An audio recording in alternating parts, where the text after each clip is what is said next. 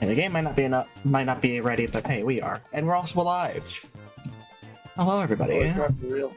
Yeah, we're alive and real and all that good stuff. And we're here to play Mario Party. Well, not really play Mario Party. We're here to talk about stuff while we have Mario Party going in the background. That's what's going on. Yep. Another episode about this Big Blastcast here. Episode number 10. It's the 10th one. Holy shit. We've been doing this for quite a while now. It's been almost a year. We're getting close to that. Did we start in February? We started in like February, so we're very close. Damn. We'll have been a year and we'll be at 11. Yeah, I may have missed a month, but you know. It's alright. Yeah. It happens. Alright. Turn on the dolphin audio just a bit though, just to make sure that it's not drowning us out.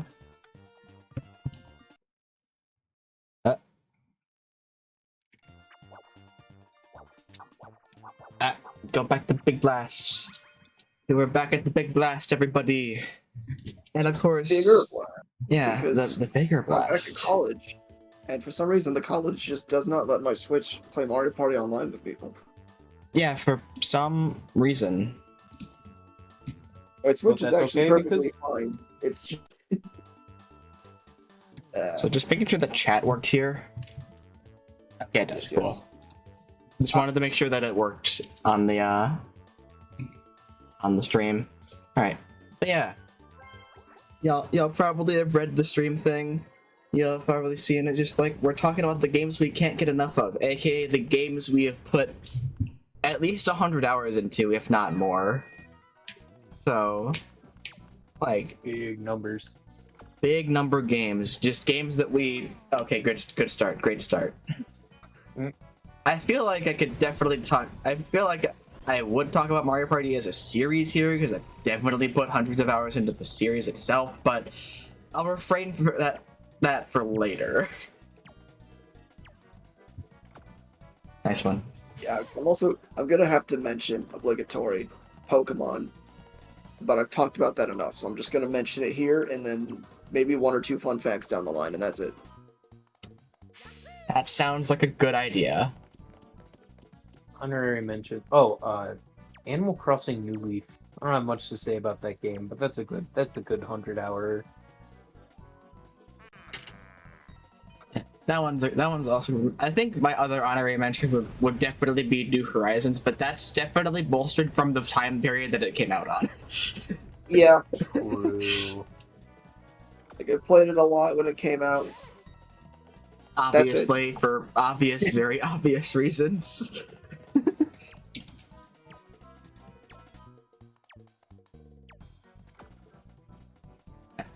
I don't think any of us have a strict list of games we put hundreds of hours into, except for what's available on our Steam profiles and whatnot.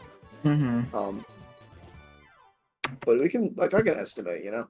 We can estimate. And then for the games we do have strict numbers on, we're gonna be calling ourselves out with some of these. Most definitely, yes.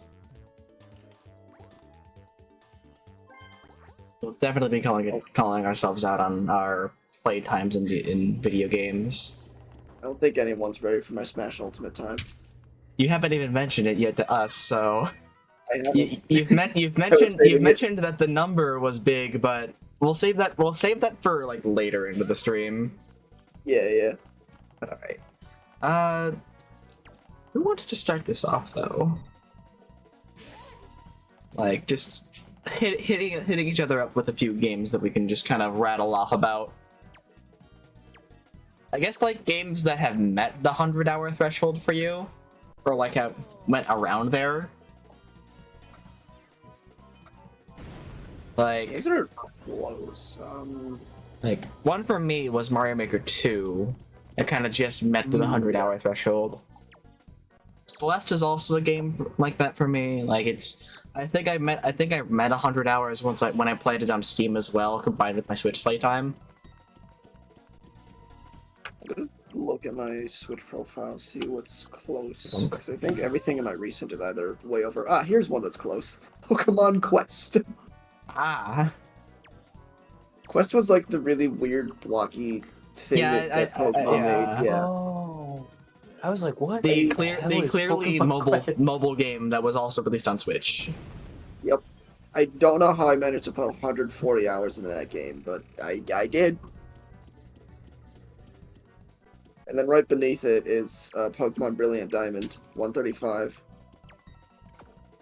Which the funny thing about that one is, you know, people will talk about how bad BDSP was. I liked it enough that it became my third most played game of 2021. It had been out for a month at that point. Wow. Didn't that come out in like November? Yeah, November of 2021. Holy shit. So I put 103 hours into it that first month, and it became my third most played game of the year. It's pretty incredible. And then I played an extra 30 hours, and yep. That's it. Dude. It's a lot. Yeah, if there's anything else that's close to that 100-hour mark, I wouldn't know because I haven't played it recently. Mm-hmm. Yeah. The games that have like just about reached the 100-hour mark for me would be like Mario Maker 2, which solid game. I just kind of fell off of the creativity phase of the game that I in. Like, cause like I liked what they did with the game, but I only really liked the Mario World style, honestly.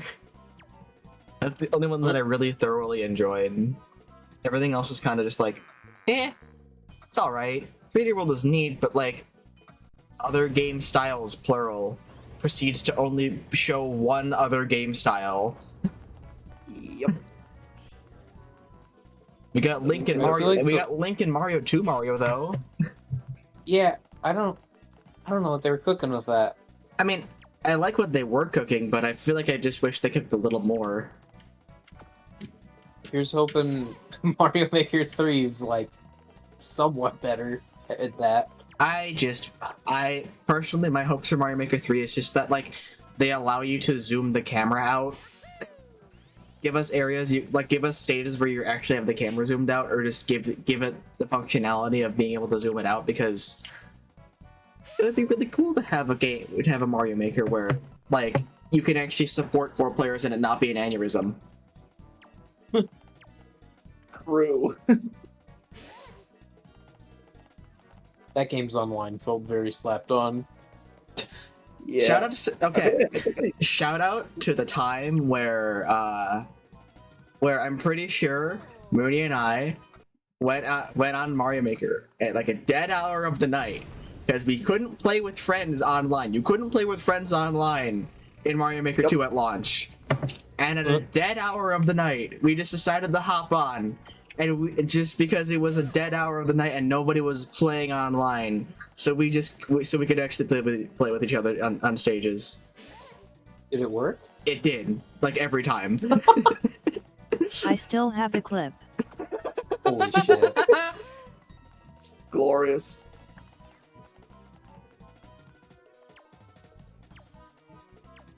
And this was... How do you launch an online game and not have a friend? I completely forgot about that whole fiasco. I also pointed out what they actually did at it. They didn't like format the like actual button itself properly, because it was play with friends, and it was like the friends was not capitalized. It was like that's not how you format the button. You have to like it's an option. You format the button with the noun being capitalized, right? Am I crazy for that? No. And I'm pretty sure they changed it later too. Quality game. Like it just felt like such a weird thing to not have.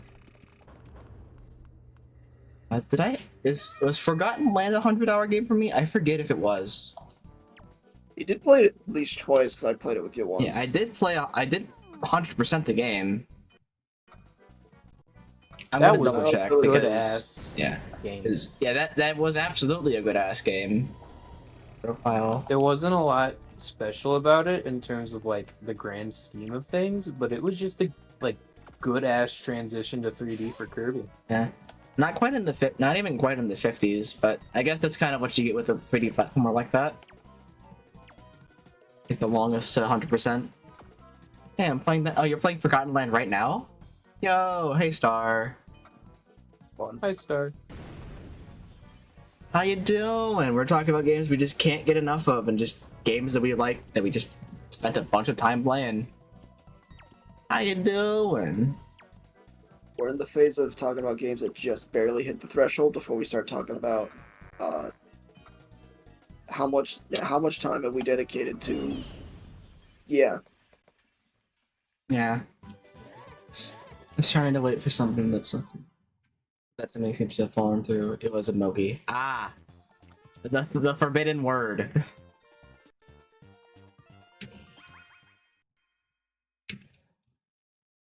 Yeah. Oh, like.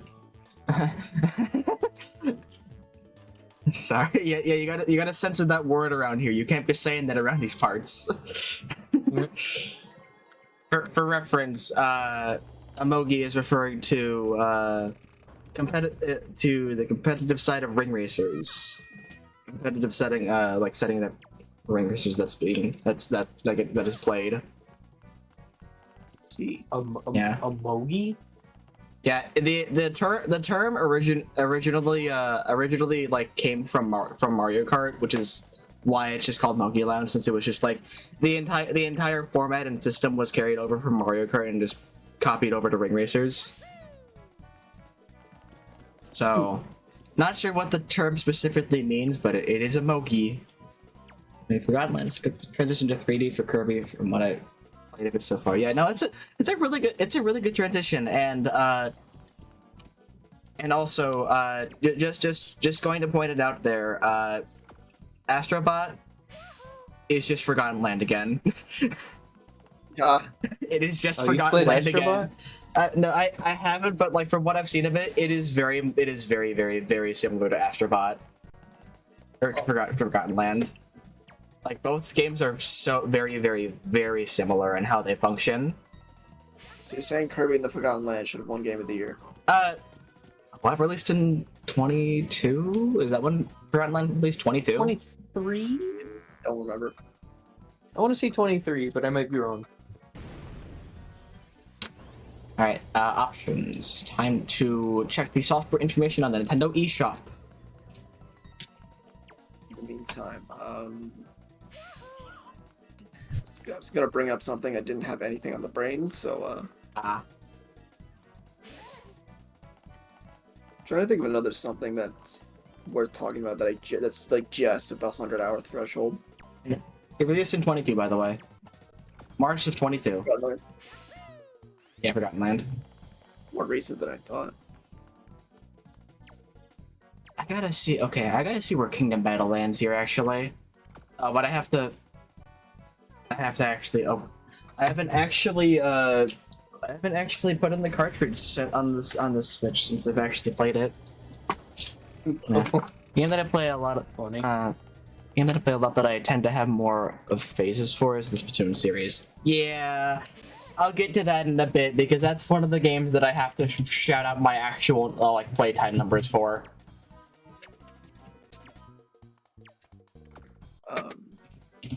It is kind of hard to think about because everything I've kept track of is like way over the 100-hour margin, and then anything else that's like a contender, I have no idea. I feel like Kingdom Battle's gotta be up there for me because I really liked playing that game. I was thinking because you mentioned Forgotten Land. I've probably played Return to Dreamland enough times to reach the 100-hour mark. Oh yeah, that game's honestly really good. I'm certain I've completed. Oh, sorry. I'm certain okay. Sorry. I'm certain I've completed the game at least 3 times, both normal and EX. Yeah.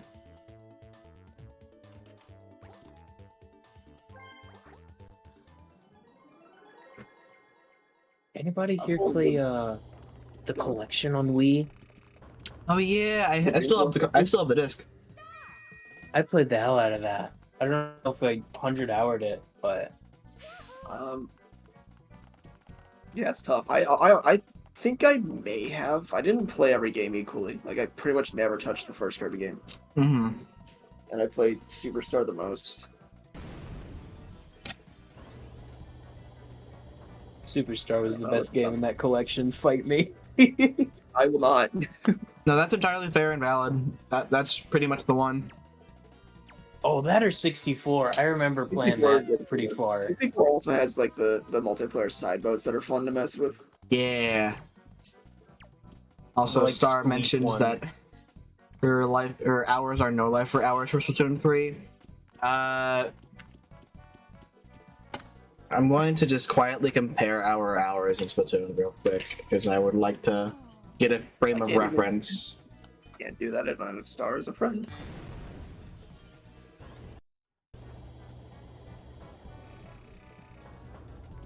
Just don't look at my Smash Bros. Hours yet. I'm saving that. I'm not planning on doing that yet. I'll do that later. It's way worse for Splatoon 2. Oh, right. It totally probably is. Time to go look at that real quick as well.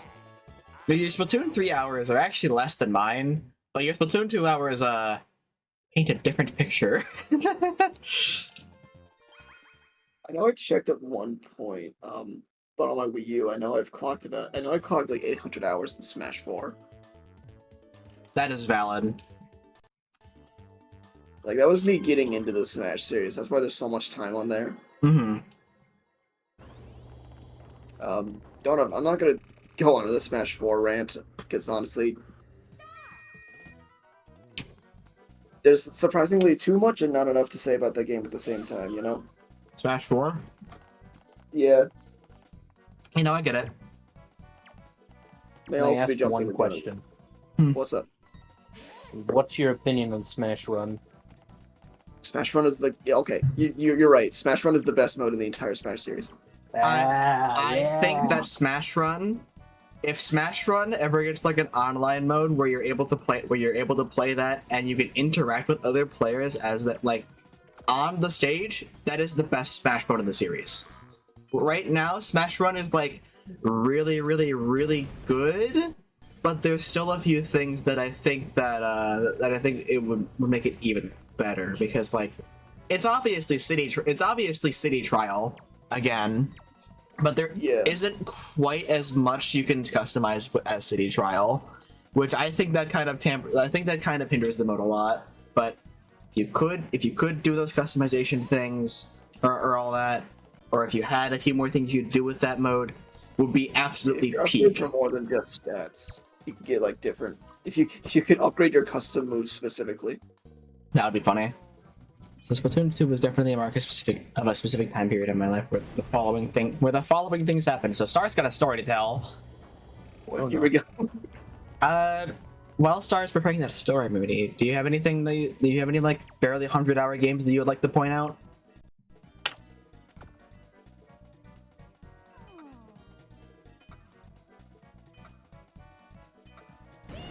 And I have more of my pizza in the meantime. Pal World is about to reach 100 hours for me. That's a fair one. I still haven't tried it. Like I think I have the game downloaded, and I'm just fairly certain my computer might implode if I tried to run it. Hmm.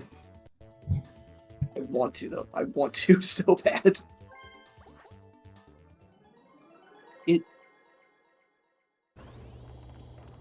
It's rip-off Arc. That's all I have to say about it. Well, Star has the story. So one, it was one of my first Switch games, so I don't think I didn't have much to play it with to begin with. 2, excessive time sink for someone who just got out of high school / going into college. 3, excessive time sink for someone living during COVID. 4, excessive time sink for someone who got depressed. I see it is excessive time sink for the perfect you. So I can understand that one. Splatoon 2 having like a lot of time for you. Yeah, I totally get it. Uh, yeah. And King, I, Kingdom Battle was a game that reached over 100 hours for me as well. Mario Rabbids, the first one. Because I really liked that game, and I still haven't gone back to finish the second one. You do the DK DLC. I did. Good. That's a I very still need good. to do that, honestly. I think Yo, if that. Oh, go on. If you like Donkey Kong, that's your best bet on Switch right now for like new stuff. Man, Red Never Donkey actually got Kong. around to DK DLC. Yeah. I haven't gotta either. actually- I got the game I got the game for $20 even. I just didn't get the DLC with it. I've got to actually continue with the with Tropical Freeze. I gotta keep playing that game because that is a really good platformer. I dare you to do the temple levels. They suck. I'm pretty sure I already did the World 2 temple stage. And that one was really fucking tough, but it was really good. Kingdom Battle was fun, but I got all that with all the DLC for $23. Yeah. Yeah. It's an Ubisoft game. It's gonna go on sale a lot. Has any mainly pure? Have you tried the Rayman DLC? Is that any good? For Sparks of Hope, I haven't finished Sparks of Hope. Darn. Like Sparks of Hope just didn't yeah, it is time to no, it is not, Napwhack. It is not time to can, Kracko. Shut the fuck up. We're blastcasting right now. Oh my god, they're raiding the chat. Oh my god, this is a pseudo raid. Shit. We're getting raided, bros. Oh. It is not time to can, What? guys. We are trying to blastcast. What is canning? Stop talking about I didn't cause it. Yeah. Mogi's a slur, actually. You can't say that here. What the fuck just happened? What is I'm with him. What These are Mogi Lounge, folks. I see. I was talking about Kingdom Battle, right? And Sparks of Hope. Yeah. Kingdom Battle, really good game. Like, I think what made it a good game is that it was still like pretty mechanically simple. I think like mechanically simple and also just like very charmingly simple too. I think as soon as Sparks of Hope tried to like do more voice acting with even like the Rapids, honestly, it kind of lost me. Why the fuck is Beepo British?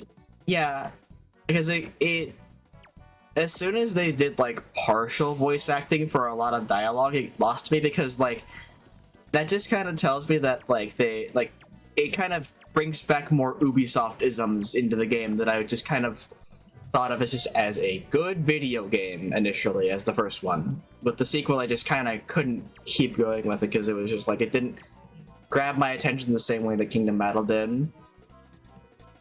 Battles are like even the battles themselves weren't really like tied to the actual like maps themselves. Like the battles, the fights in Kingdom Battle and all the stages were tied to the map themselves, and they were built into the map. The ones in Sparks of Hope are like different arenas that you get Final Fantasy cutscened into. Yeah, just there's a lot less like variety with those. Yeah, so there's just like a big disconnect for me with all this stuff because like there's nothing that like the only things that were close to that in Kingdom Battle were like the challenges or like it's an RPG for Sparks of Hope was an RPG for some reason first. Yeah, that was the big first mistake, right? Honestly, that was honestly the first mistake that they made. Like making that an RPG instead of just like keeping the same progression system as they did in Kingdom Battle was honestly the first thing that made me go like, I don't know about this one. But that's a tangent for second no set maps. Every map wasn't unique anymore. Here's the game. Also, Rabbit's talking is really annoying. Yeah. Kingdom Battle. Kingdom Battle was also an RPG. I think that like Kingdom Battle was Kingdom Battle didn't have a Kingdom Battle's leveling system was set per world. Like you didn't a lot of it you just level up / rank up for every world. So you're just getting stronger per world. In Sparks of Hope, you're not leveling up per world. You're leveling up just off of levels instead of it being so it's more traditional, but also I don't like how it is more traditional. Honestly, I liked how it was handled in Kingdom Battle a lot more. It kept the need for grind because the only things you really had to quote unquote grind for was weapons with money. But that's it. I could go on about Sparks of Hope for a bit, but I feel like I probably shouldn't. We should probably steer this back to just games we spend a lot of time on. Why'd they kill Yoshi? They did kill Yoshi. Kingdom Battle had Yoshi and it was great, and Rabbid Yoshi was great too. Why'd they kill my goat? Instead, we have a new original Rabbid to this game and no other. Yeah. Oh, and Bowser, he's here too. Mm-hmm. Yeah, I just think that Kingdom Battle had the right balance of fun turn-based strategy and also rabbits that are just charming enough to get away with the fact that they're rabbits. To get away with existing. Yeah. I think the moment that they started to actually talk and all that stuff made me be like, okay, I feel like I'm cringing too much at the video game. So that's why I like Kingdom Battle and why I got turned off of Sparks of Hope. One has 155 hours and the other has probably barely 30-ish.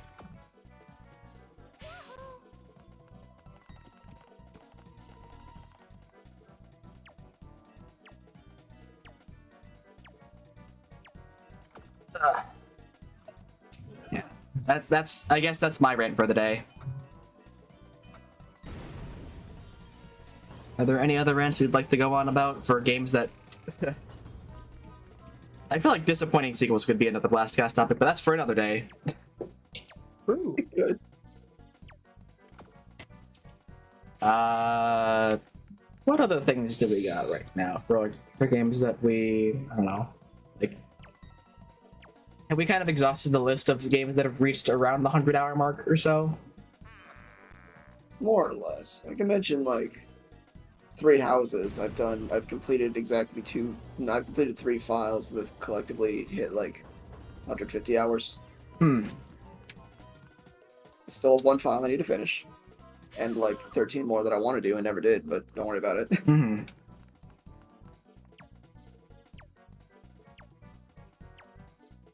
I played a lot of Pikmin 2 on my old Wii. Okay. Pikmin 2 is good. Yeah. I don't think I might have played enough of Pikmin 3 for it to hit the 100 across both Wii U and Switch. You do the challenge mode, I can see that. Yeah. On Switch especially, there's Olimar's side story. To add a little bit to it, there's the challenge modes, which you don't have to pay extra for. That's great. I completely forgot they added that.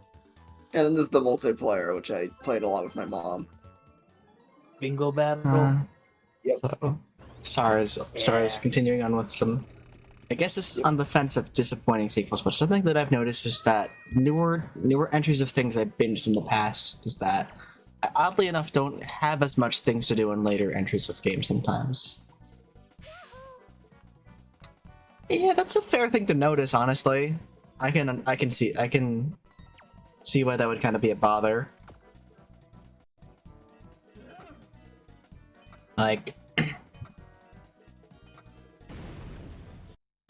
Sometimes after sequels that take a while or something like that, that happened a few years after initial games, kind of just. You know what? I'm not gonna keep going with this thought because we'll keep on going with sequelitis stuff. I'm gonna pivot off of that because I can bring up Tears of the Kingdom as a game I did put 300 some hours into, Mm-hmm. and it's like, okay, I played it. I played the shit out of Breath of the Wild, right? I probably have a good 300 hours in that game too, across several files, and now the randomizer. Um, so then when Tears of the Kingdom happened, I was like, well, this is like the best game ever. I put 300 hours into it in like the first 2 or 3 months, and I haven't really touched it since. For that exact degree of like the biggest thing in Breath of the Wild I had done, right? Yeah. So while Tears of the Kingdom, by all means, is a better game, there wasn't as much replayability. I can understand that as well. That said, Tears of the Kingdom is an amazing game, and if you played Breath of the Wild and like it, you should also play Tears of the Kingdom. Mm-hmm. And now the randomizer for that game's out, so I'm only going to put more time into it. Yippee! Speaking of, I'm going to download that right now. I guess since you're talking about randomizers, I think I gotta shout out Super Metroid honestly right now. I definitely Yes. gotta shout out that game because I'm not sure if I've sank 100 hours into it collectively throughout my randomizer runs, but absolutely a game that I would definitely spend 100 hours playing though, because like Super Metroid, absolutely incredible game. And it honestly gets even more like it is one of those games that you can just spend a bunch of time just like learning new shit on like casually, like improving your times and all that, just getting better at speeding through the world because like it is a fun world to explore. It is a very fun game to do that with. And on top of that, randomizers make that game so much more fun as well. Like there's a whole lot of shit you can do with Super Metroid, and I think that's really fucking cool because there are different kinds of randomizers for the game. There's like there's a full area randomizer. There is a randomizer that that not only randomizes entire areas but randomizes like what rooms are connected to each other. So you potentially just have like rooms that like how do I even describe, like you have rooms that could potentially like you could potentially have like a lower Norfair room bridging the gap between something around like criteria. And it's very funny sometimes. Like Super Metroid is a very fun game when you're just like casually, and it's even more fun and sometimes stressful when you're trying to when you're doing randomizers for it, depending on how difficult you want to make it for you. Because like it's just a good game. It's also a really fun game to learn shit about because like it's I don't know how else I can describe Super Metroid outside of just like a game. Like it's it's a freestyle game, honestly. Like it's a game that you can just kind of do whatever with, and the whole challenge is seeing how hard you want to make the game for you in terms of what you're trying to accomplish, and then randomizers sort of like force you into more challenging situations if you want that, which I think is cool. Yeah, that's kind of why I like think Super Metroid is a very good 100-hour game for me. Or like beyond 100-hour game for me, honestly. Randomizers themselves are really awesome. I think those extend playtime if you're really into the game. Like they extend playtime by a lot. Oh, absolutely. Like when I first figured out how to do an Ocarina of Time randomizer, oh boy. Is that in one of your I think several I played hundred hours Ocarina of played? Time. Was it? Is that in one of your several hundred hours played kind of camp? Yes. Like I can't track the N64 randomizers because I've done them pretty much all on emulator, and there's no way to track time there. Right. And also, I've done it on several different emulators because N64 emulators are really hard to find a good one. But yeah, I've done so many Ocarina of Time randomizers. I can sort of track. I've done like I don't know, maybe at least 15 on 3DS as well. And that game has an in-game timer, so I can know how much time I've spent on those. Wonderful. It's a lot. But yeah, if you like a game well enough and you know it well enough to randomize, it is probably the best way to get more replayability out of a game that might not be super replayable. Mhm. And Ocarina of Time is one of those games like you beat it once, maybe 100% it, you're done. You'd probably never go back to it. But then you got randomizers, which just force a radically different approach to the game, especially depending on how in-depth you're willing to go. The first randomizer of Ocarina of Time I completed, I didn't get the sword until I was well beyond the point of being able to beat the game. The Kokiri sword, that is. You automatically get the Master Sword as Adult Link, but as Young Link, nope, I had no sword for the entire game. That's really funny. Yeah. What it was, the Kokiri sword was the Song of Time check, which requires you to get all 3 spiritual stones. One of the spiritual stones was in Shadow Temple, which I needed all keys for, and one of the keys was in Genda's castle. That is hilarious. Yeah. I think that Super Metroid, in the regard of being a randomizer, I think I think one of the first ones that I completed was like, I still have memories of this one. The main things about Super Metroid is that there are 2 suits in the game, right? There is the Mario suit, which is like halves damage and protects you from heat, and then there's the gravity suit, which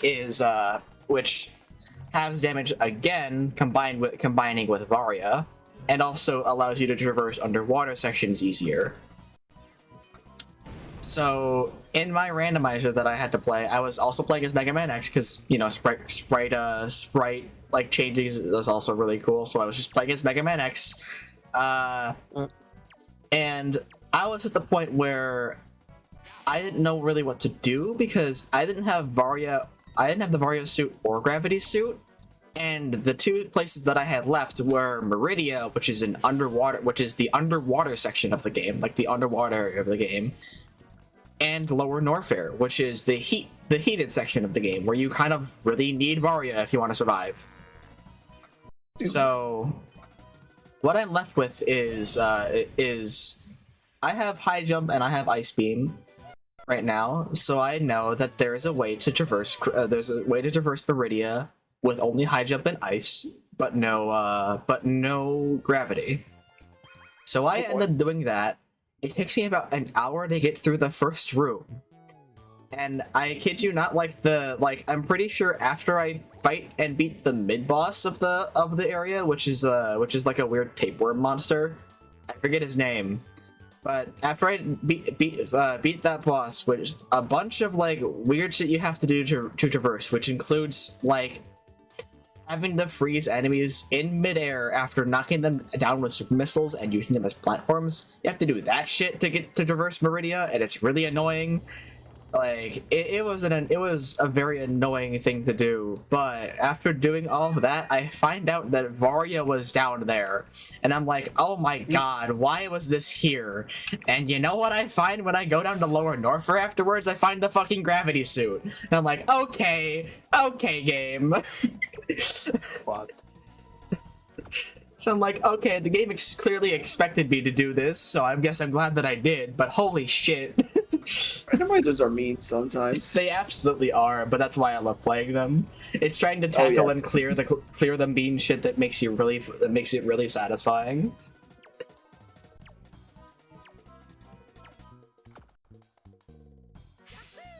Yeah. Because after that point of the run, I just I affectionately named that ROM X Lost His Armor. Because I was looking for the suits the whole time. Nice. Yeah. I like randomizers though. Then, do you got anything though?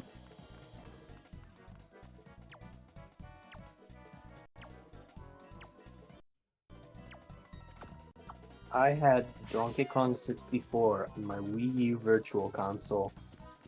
Ooh. Monkey noises. I only got to like the fifth world. If you like very deeply want like a Banjo Kazooie 3, I'd say give that game a shot, but use the Tag Anywhere mod. I saw Vinny using that the other day, and it just takes so much of the complexity of the game out, which sounds like a bad thing, but it's needed. Because basically how the game works is there are 5 Kongs, Donkey Diddy, Tiny, Lanky, and Chunky, and you have to do a run through of each level with each of them one time. And the only way you're allowed to change between them is by going into barrels like scattered around the map. There's usually only like 2 or 3. So it ends up being a very meticulous mess. Also, if you want to complete the game, you have to do a full run through of the arcade Donkey Kong and another arcade game I've never heard of called like Astronaut or some shit. Pretty funny. What? Thank you, Rare. Yeah. Rare was smoking some shit. I played a bit of the. I played DK64 a little as a kid, just running around where there were no enemies because I didn't like fighting enemies. Fair. And there was a completed file on whatever console it was, or whether it's my dad's or my uncle's, I don't know. There was a completed file on it though. I guess no, that would have been by cartridge, wouldn't it? Mm-hmm. On N64. Yeah. So I guess whoever's cartridge it was then had a completed file on it. Or no, because it doesn't matter. I did also play a lot of the multiplayer, and that was really fun. I never got to try that. There's 2 modes. There's one that's like a how do I describe it? It's like COD, weirdly enough. You're running around multiplayer maps trying to kill each other. That's funny. And you could use it's strange because the damage does not scale with how easy attacks are to land. Your melee attacks do half a watermelon. Your gun attacks do a full watermelon, and your bomb attacks, which are homing by the way, do 1.5. That's kind of wild. GoldenEye is quaking. But then the other mode, which ended up being a bit more fun, is just you're on a stage with chaos all around. Don't die. That's funny. Survival of the fittest I Kong. could have described they know it less, but then there's a lot more going on. But I ended up enjoying that more when I went back and played it like a year ago. Survival of the fittest Kong, baby. Yeah.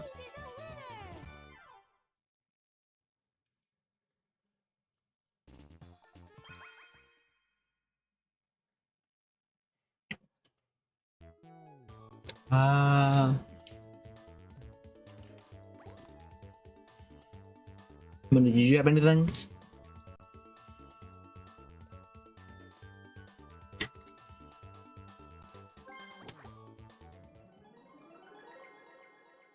Enjoying the last of my pizza.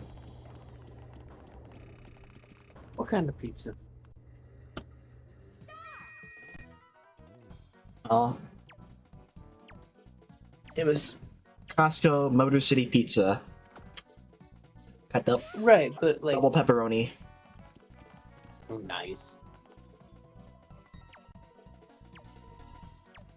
It's got pepperoni bits and like pepperonis. It's got like pepperoni like little cubes on them. It's nice. Oh, I fucking love those. Mm-hmm.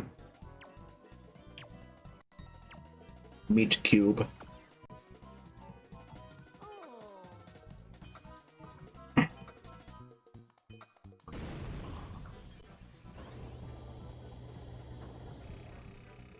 This question I forget. Yeah, just like around the 100-ish hour threshold. Like higher than that, I guess. we started. This was the randomizer vote. Yeah, we were just talking about Okay, cool. randomizers.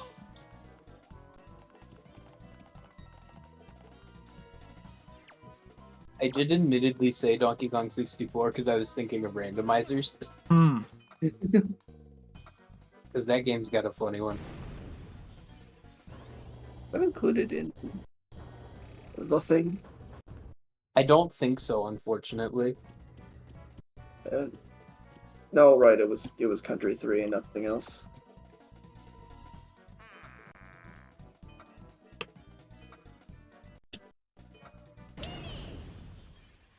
Oh man, you know what I really want to have like supported for this game? Like, I feel like I totally want to have Paper Mario for it. Ooh. Because the Paper Mario games have definitely played a randomizer. So I don't have anything to add right now, except for the Dokapon one. Yeah, the Dokapon one was funny. Do you think our Dokapon playthroughs have quantified to over 100 hours? Most definitely. Yeah. Because we did the first one where we started all this, and then the one on stream, and then we've done, I think, 2 randomizers as well. Mm-hmm. I don't think we finished either of them. We did not. I've had a Dokapon craving, I won't lie. Well, I mean, there's We still have that the one new game. one that's coming out soon-ish. Maybe. True. True. It's on my wish list. I'll get an email when it's real. Yippee!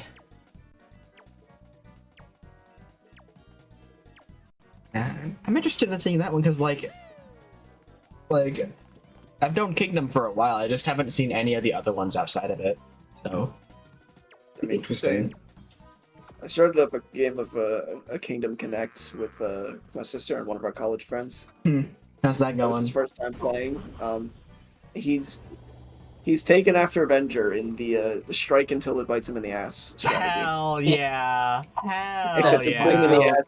It's bit him in the ass at least 10 times already. Oh no! He should, Also has both castles, he, so maybe he's Bro doing it should right. I don't know. Bro should just strike better. That's all. Just strike better. We talk about how DK is tied clips to the ground. Yeah, it's he's a little low. It's been clipping to the ground the entire time. I just find it kind of funny.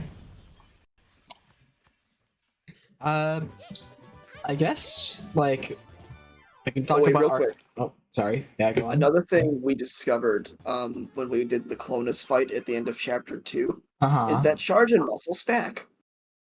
Hmm. So we kind of just had a boss who was 138 attack and none of us could really deal with it. Yeah. That was it. That was the fight. Oh. I was at 12 HP and going second, so I decided to, I was at 12 HP and couldn't kill us. So I just decided to strike for the hell of it to see how much damage I took back. And how much was it? Like 730 something. Hell yeah! That early in the game. Yeah. You know what? I've got a game to mention for the over 100-hour club. And this one also comes with a little bit of a rant. I'm ready for it. The 1000-Year Door remake. Ooh. That one I put just over 100 hours in because I had one file where I 100% completed everything, and then another file which I had cloned a lot that messed around with the badge duplication glitch that they haven't patched out. So that one is very neat. It's like as I was doing all the badge duplication stuff, like by the way, just gonna preface this right now, that Door remake, incredible remake, honestly. Like they did pretty much everything right throughout the whole thing. Like the new battle music is really good. The game looks really good. Like it just all looks really good, and it is a very good video game. And I would highly recommend it if you want to re-experience, if you want to experience the game on modern hardware right now. Like it is a very, very, very good game, and it also works with GameCube controller, which is really cool. Like they made sure that the game still fully worked with GameCube controller. That's good to think about. And even the new content they added is really cool too. Like everything that they did, very cool. Except for the fact that they fixed the bug where Bobbery didn't animate after during Luigi's story when he tried to fall asleep. Because everybody thought it was really cool that Bobbery didn't fall asleep while Luigi was telling his story. Oh, that isn't an intentional. Oh. Yeah, no, it was just a bug where Bobbery didn't animate at all. He's just stopped animating when he was supposed to fall asleep. But yeah. But the part where I start to rant though is on my recent reruns through the game.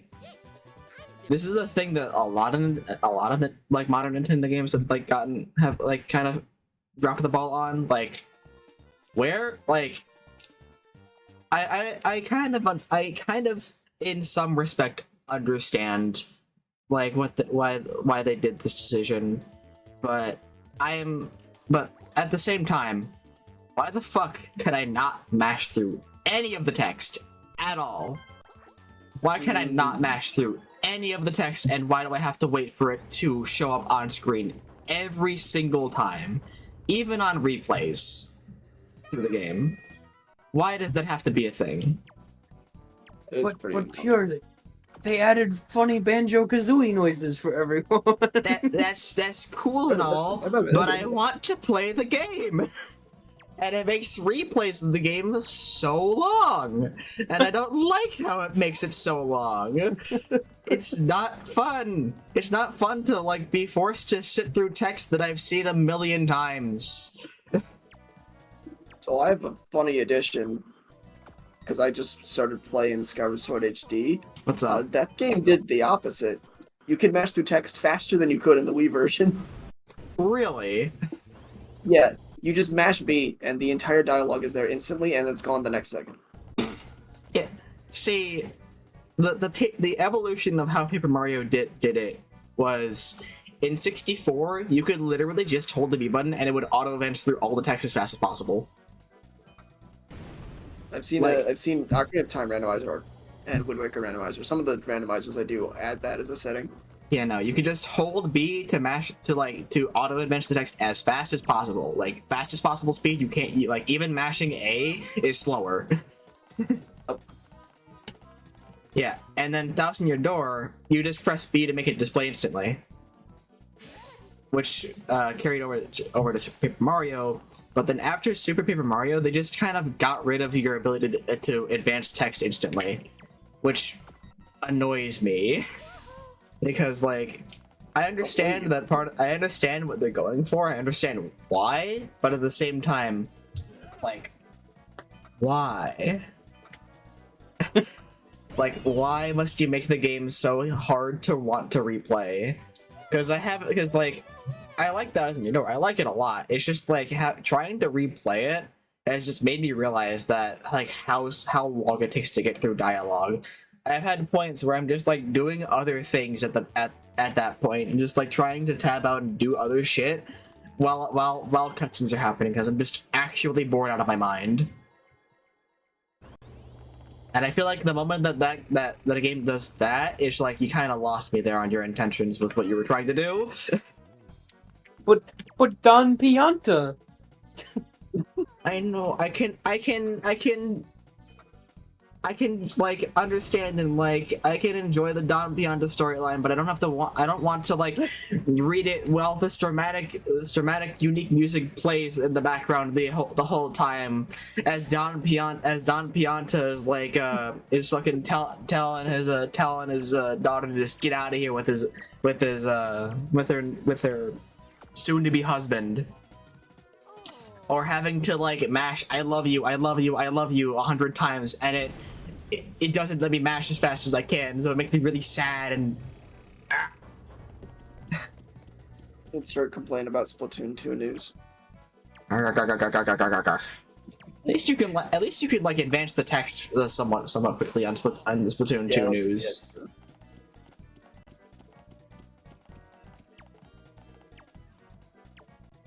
Yeah, that's rant over, by the way. That's all I wanted to rant about. Good It was game, a valid but run. also really hard to do second playthroughs on. Which is funny because they give you multiple save files for that's in your door. But Luigi lore.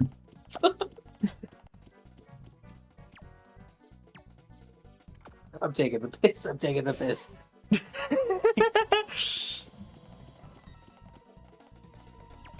All right. Are there any games that y'all have that have went over your threshold, but for one reason or another you kind of rant about them for a while because they've been over the 100-hour threshold?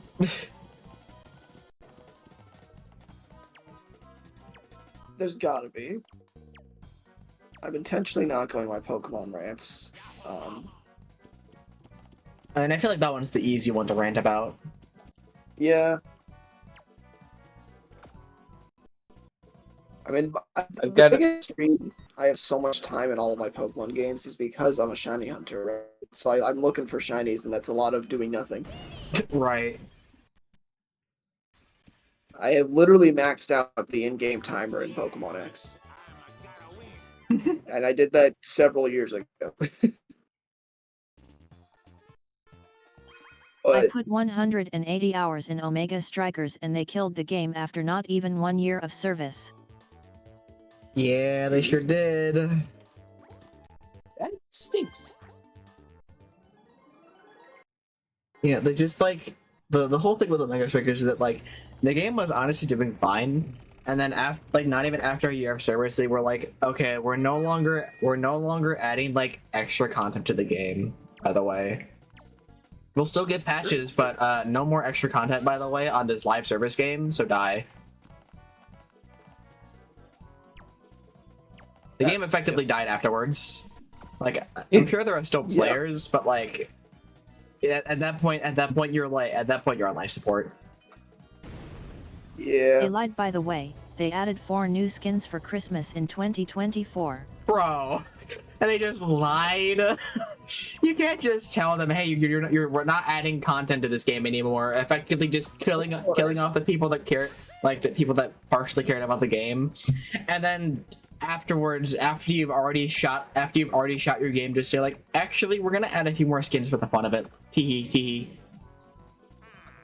A joke. That feels like just a cruel joke. I don't think I've put that much time into a game that I can rant about like that, with the exception of my biggest game, which I still think I should save that for a bit. Yeah. I don't know what else is there. And you got something you can rant about? Okay. I may have a stupid one. Go on. I don't Shit. actually know how many hours specifically I've played, but I know it's more than 100. It was my COVID game. And it's Plants vs. Zombies Garden Warfare 2. And it's a class shooter. And I played it on my PS4, and it's a wonderful time. If you feel like sinking the time into it, it's got like characters for days and different play styles and all sorts of junk. That's not what I'm talking about. One-shots, not just in shooters, in a lot of games. I hate one-shots so much. Why must you include something that I can't react to at times, especially in a shooter, because other people control that element? It's not fun. Maybe that's just me being bad, because there are, like, usually there are noise telegraphs, but usually in congested, like, team fight scenarios, it is hard to see certain things. Mm-hmm. You know, at this point, I'm just starting to complain about, like, hero shooters in general, I'm noticing. No, that's valid, though. Because a lot of them implement those kinds of things.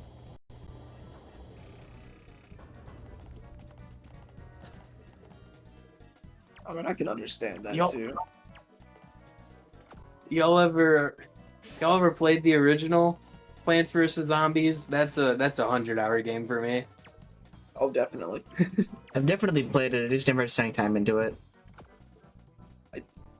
Um, I played a lot on like the first ever iPad that my family had, which might have been one of the first ones ever. The first models, I should say. Hell Um, yeah. I know I beat the game. I mostly replayed the final boss because I really liked that and some of the side modes. Did you ever replay the story mode after you beat it? Not on that original console. I tried to download it on my phone ages ago because they made it free again, but then ads somehow you can't enjoy the game. Yeah, don't play. Get the one on Steam. I do also have it on my 3DS. Hmm. But I Oh, the think there's DSiWare version. yeah, That's I fun. think there are fewer bonus modes in that. There's a couple DS exclusive ones though. Oh really? Yeah. Huh.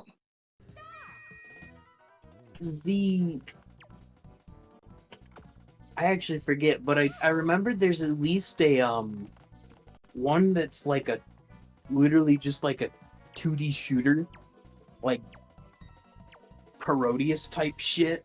I don't know. Hmm.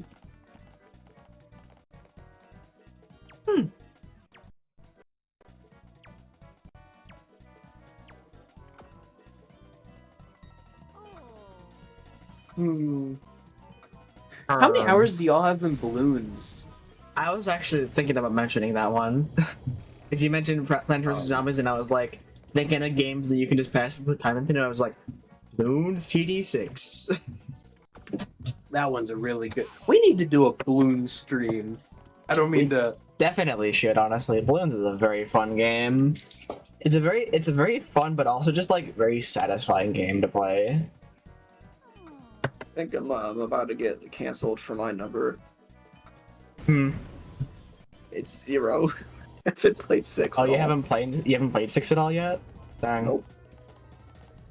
Bro, you're missing out on Peak. Yeah, honestly, it's a really good game. Played a lot of 5 just on like some of my after school stuff in middle school. I don't think I ever hit the 100 though. Bloons I- TD6 is so sorry. No, If I'm you not liked talking. anything 5 was cooking, 6 is chef's kiss. Yeah, 6 is literally like look at Bloons TD5 and like fucking Bloons TD5 squared actually. There's so much more shit to 6, and and all the shit that they do to 6 is really cool. And they are still updating it. Yeah, no, they still are. Like, I do have it. I just haven't played it. you know, I think that Bloons GD6 is a chef's kiss of the game, like Venge said.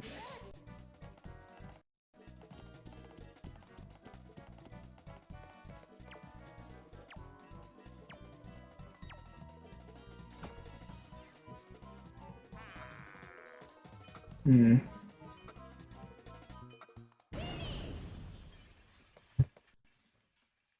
Okay, hold on. I need to. There's something. If there's a game I'm going to anger rant about, I need to find out if it actually hits the number. So I'm gonna turn it on real quick. Are there any games you've noticed a lot of other people can't get enough of, but you can't get into? Fortnite. Yeah, that's a good one. Isn't this one of our stream topics? Am I dumb? Oh, actually, Wait, that is it? Yeah, we have like, what is it called? Another potential Blastcast topic is games you wanted to like but couldn't. Yeah. But that's not quite the same, you know. Yeah, not quite. Like, It's yeah. like I feel like the type of thing that Star is talking about is specifically like that fucking one SpongeBob image of Squidward looking out the window with SpongeBob and Patrick are just having fun outside. It's that kind of experience. Like I feel like that is kind of Fortnite because I've heard, realistically, I've not heard a single bad thing about it in the last like 3 years. and that's probably because I'm not playing it. But I've also never wanted to. I also just have never had the urge to get into Fortnite. I played Fall Guys for a bit. Never played Fortnite. Yeah. Fall Guys was alright. I think part of it is just like, I don't know. I don't feel like using Epic Games Launcher. I feel like that's a dumb reason. No, that's honestly fair. My PS4 is honestly my Fortnite machine, or it was for a while at least, because I don't want to get Epic Games. I've got my rant prepared, but if y'all want to answer Star's question before I do that. Okay. I'm gonna get killed. Elden Ring. Actually, I will not throw any shade your way because I also have not.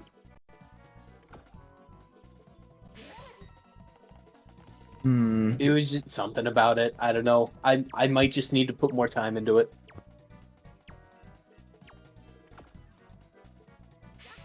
Like, not everyone has the same style, right? Right. A particular game doesn't mean everyone's gotta like it.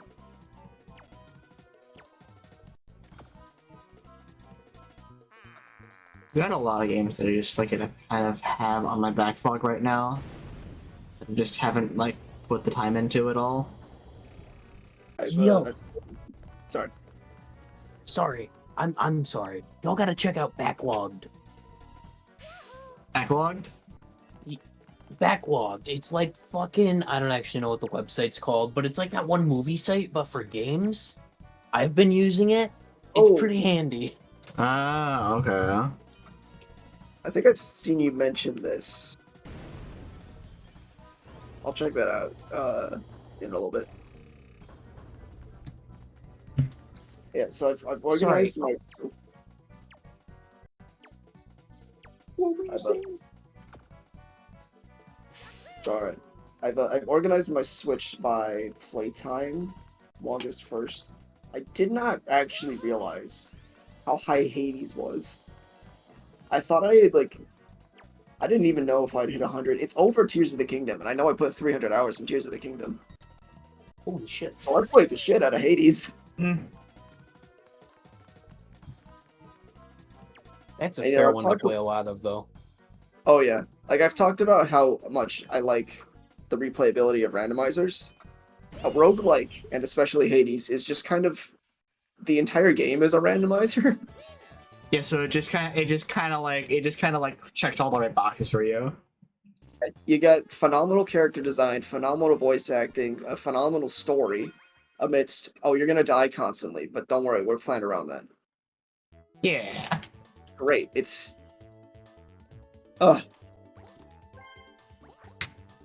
such a good game.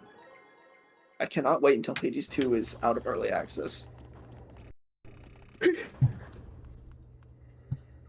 Like, I put a solid 40 hours into that game, like, the week it came out, and that was early access. It's still in early access, so once it's complete, oh boy, you will not see me for an entire month. Venom will be gone.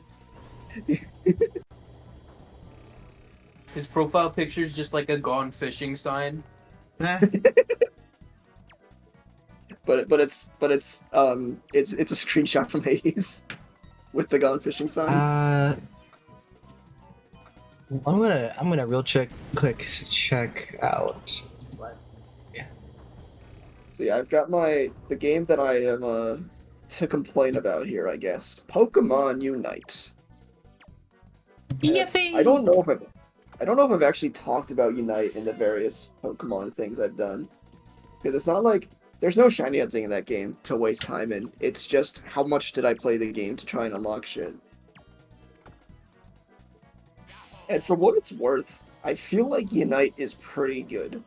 I'm not like I don't play it regularly enough to really talk about balance. And I know they've been working on trying to tone down the most overpowered things. With that said, I have no idea what the fuck I'm doing, and I've put a ton of time into that game. I think that comes down more or less just to like What is your understanding of MOBAs? Unite was the first I played of the genre, right? Hmm. I played it because it was Pokemon. Is it the only thing that you played of the genre? Yes.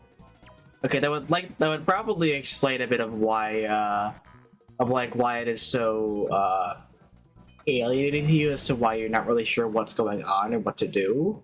Because a lot of what goes on in Pokemon Unite is just like it is a MOBA. You have to like understand. You're kind of going in understanding that while also just understanding like that kind of is the crux of how you understand the game, or where the game comes from in terms of like how it is designed. To a degree, I understand. Like, I know how to do. Excuse me.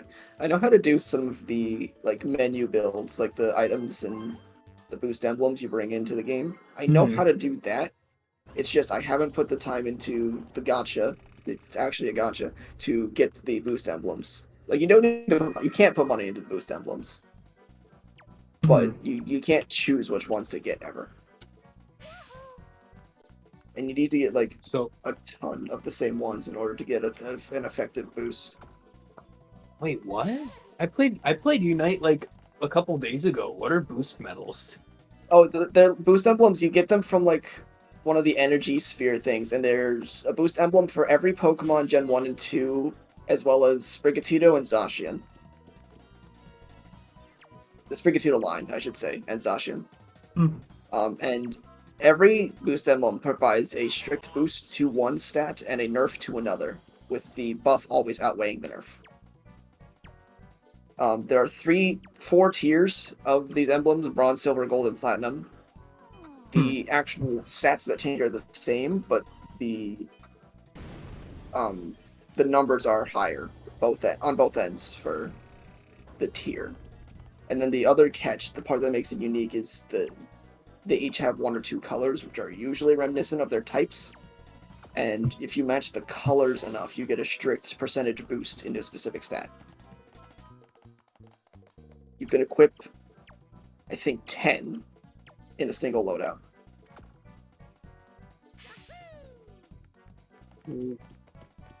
So it's weird. They're not like the hardest thing in the world to get, because you just constantly build energy just like playing the game.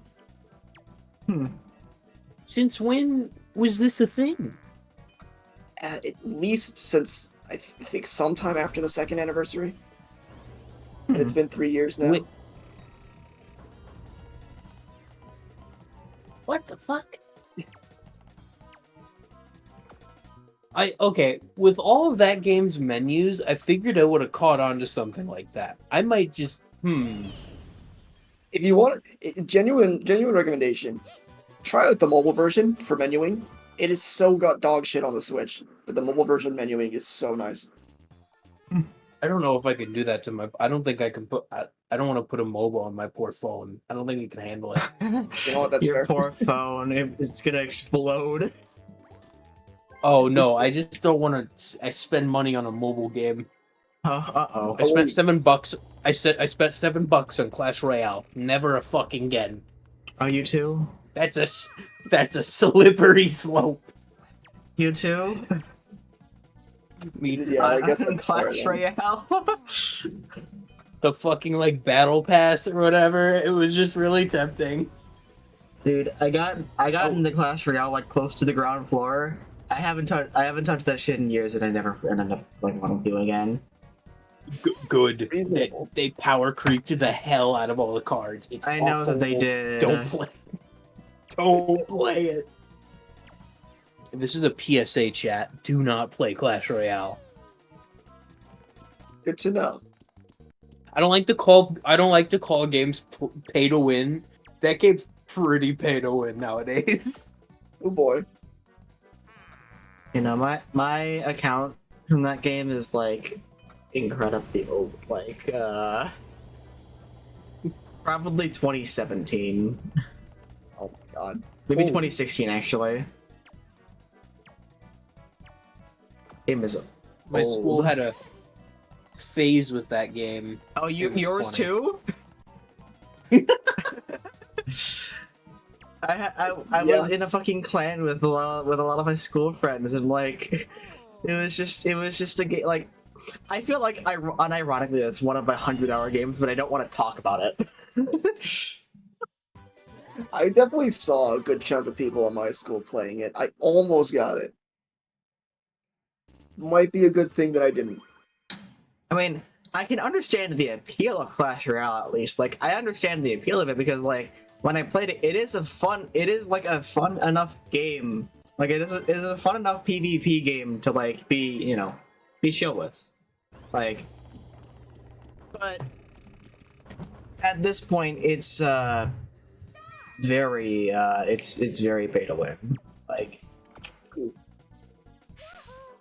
it's very power crept. I remember when they initially added like the legendary tier of cards.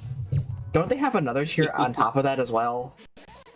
They have champions now, as well Yep. as evolution cards, What are the fuck? What the fuck? This is okay. Okay, humor me. So you play a knight, it adds a tick to your evolution meter for that knight. You play it twice, and it's suddenly evolved, and it has like double the health and a special ability. It like varies per card. You can only get these through battle passes and like chest rarities that are like decimals of decimals. No, dude. It's so comical, and they're all so fucking good. Like, you're at a disadvantage if you're not playing with one. It's one of those kinds of things. That sucks. Yeah. I liked the simplicity of Clash Royale when it was like when it was during earlier seasons. I liked that because it was a fun game. And now you're saying that I have to. Now you're saying that I have to grind that shit out even more. I'm not. You know what? It's okay. Admittedly, you can probably play lower levels, like, ignoring it, but once you get up there, like, you play it for a while, you have to worry about that shit. Dude, I remember that I was like close to Legendary Arena last time that I played, and then I played again, and I was like, oh, there are like 4 more arenas in between me and that now. Okay, cool.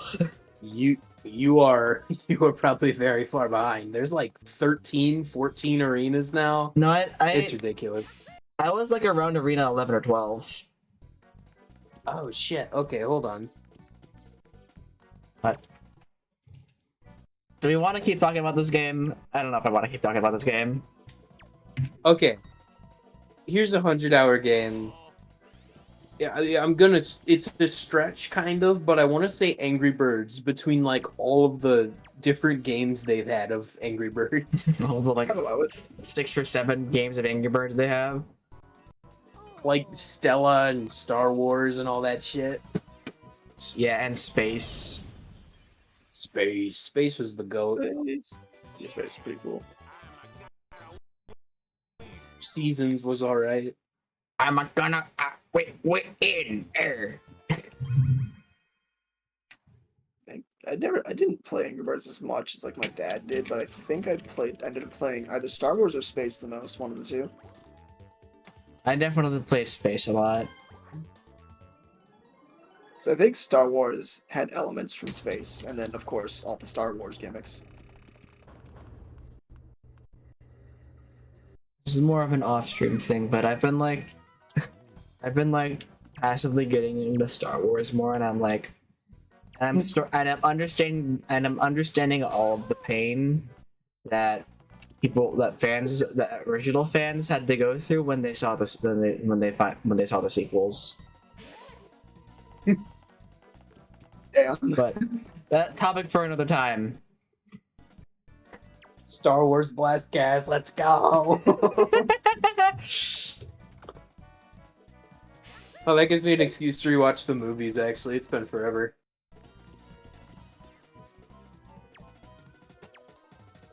Should I add it to the list? I was Okay, why joking, but not? I'd be down. I think it'd be Dead fine. ass, I'd be down. Look, that is 9 movies worth of materials to talk about. And an entire like 2 or how many 4 shows aren't there? Probably, yeah. So Jesus Mandalorian, Christ. there's Clone Wars, there's Oh god, how many? Oh my god.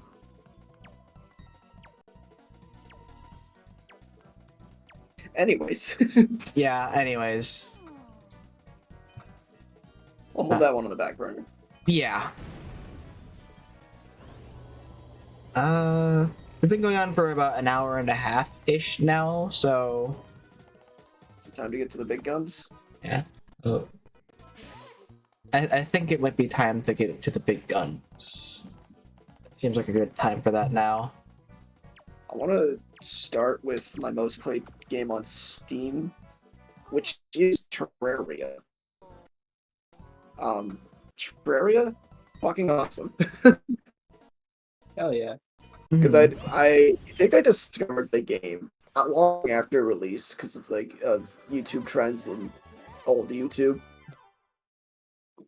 The idea, because I was aware of Minecraft, of 2D, of things similar, and there was like more combat involved. It always felt like a game that I would have loved and wanted to try. So eventually, I got it on mobile, on one of parents' phones. Let me tell you, that was very cool, very kind of a self-discovery in a way of how much I love 2D and combat. Mhm. So fast forward several years, 1.3 is out on Steam, and it's never. I don't expect it to ever be out on mobile. So I'm like, all right, can we make a Steam account just for Terraria? Hmm. It's like my screen name on Steam is still done up, but if you look deep into it, it's still my dad's username. That's really But funny. but yeah, I've got like 770 hours on Steam, pretty close to that, and that's multiple pretty completed worlds, especially when 1.4 came out and they had the journey mode, which made it really easy to get more stuff. It's really cool. It's just fun. The combat's fun. The bosses are really cool and interactive. Mhm. I enjoy building the building a bit more because it's you can do some cool stuff with it if you've got the right mind for it. I just don't. But the exploring aspect is there. The combat aspect is there. It's just a good experience, except for the first like 10 hours of a world. It takes some time to get going, but then once you get going, you get going.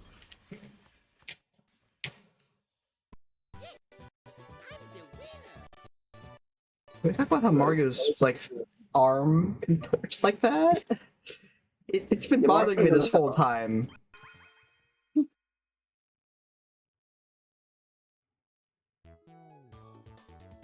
There's this thing I say about Terraria. I think the end game of Terraria, or even just like the midway point and beyond, is one of the best games I've ever played. But the beginning of that is some of the worst. Makes sense. The early game just drags so much for me personally. It's hard to start again. It definitely, yeah, because especially if you're used to like a completed world and a completed character where you're so strong and so mobile, and then you start a new one and you're a piece of paper and you can't move. I would say like the major threshold, like it's hard to put a threshold on it because you don't really go to hard mode until you have some of that mobility, right? So as soon as you're able to go to Sky Islands to get some useful upgrades, as soon as you're able to get like the Hermes boots, especially, Mm. or grappling hooks, and just anything else that can improve your mobility, that's when it starts to get interesting. Around like Skeletron, kinda. Yeah, that's like yeah.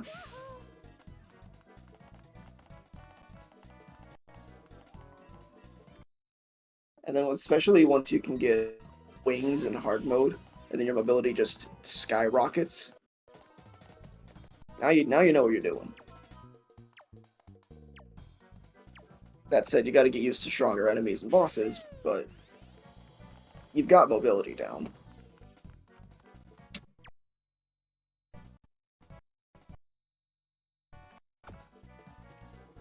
I am yet to beat Moonlord though in just a regular world.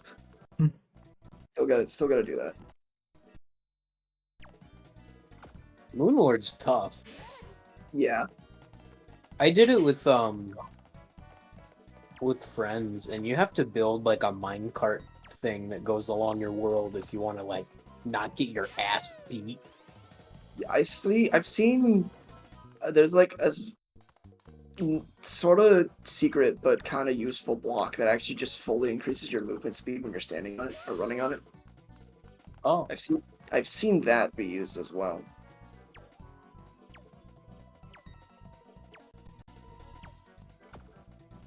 Have not been it in a regular solo world. I've been into my journey world.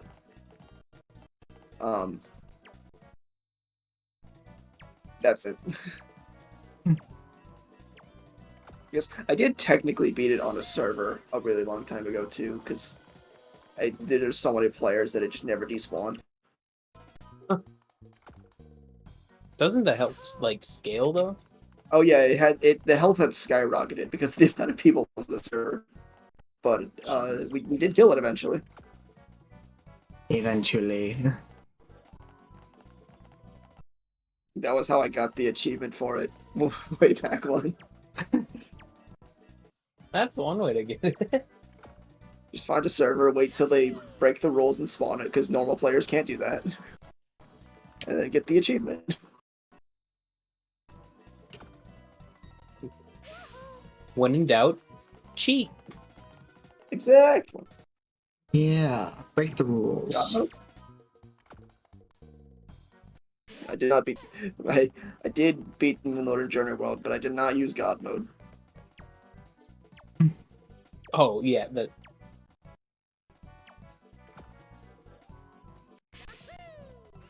I also discovered a silly thing. I fought it in Master mode because you can just change the difficulty in Journey Worlds with gear from having beaten it several times. Or did I?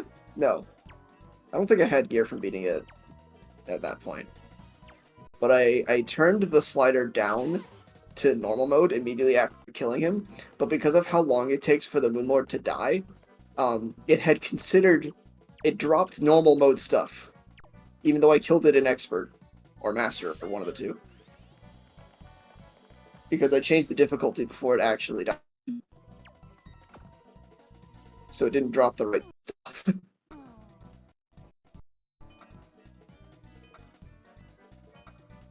We need to try Terraria again sometime. I think that'd be fun.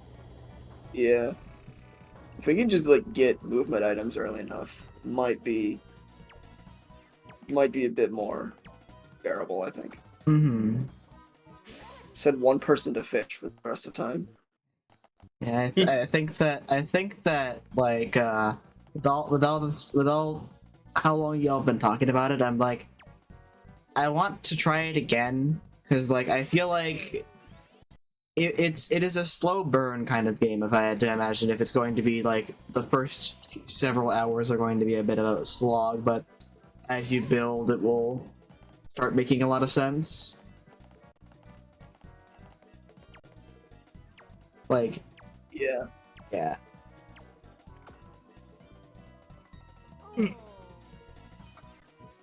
Also, while this was going on, this game of Bowser's Big Blast was going on for a while, by the way. Yeah, that Sure was was. how many rounds? I wasn't paying There attention. were but at it was a least lot. 4 or 5 rounds of the three of us just like not hitting any live ones. Yeah, Terraria. To go back though, Terraria is one of those games you kind of just have to sit through the worst of it to get to the best of it, Mm-hmm. which kind of doesn't feel like a good approach to game design now that I think about it. But I've put 700 hours into the game, so it does get fun once you can actually start fun big shit and moving around fast. It starts to get real nice. Just that these lag spikes are mostly from whenever I hear you start to robot out a little bit. And I find that a little humorous. Yeah. Even when I'm not home. I ended up playing a slur. What's the topic now? I've been talking about Terraria for a while. Yeah. We're talking about games with big numbers of playtime right now. I'm going to pass the spotlight because I think I've said enough about Terraria. Mm-hmm. I guess I could go next since I'm kind of the next in line. Kart racers right now. For me, that would be relative because it's traditional art JRPG. I mean, yeah, that's entirely fair. Yeah, for me right now, games that have kind of reached the big numbers for me.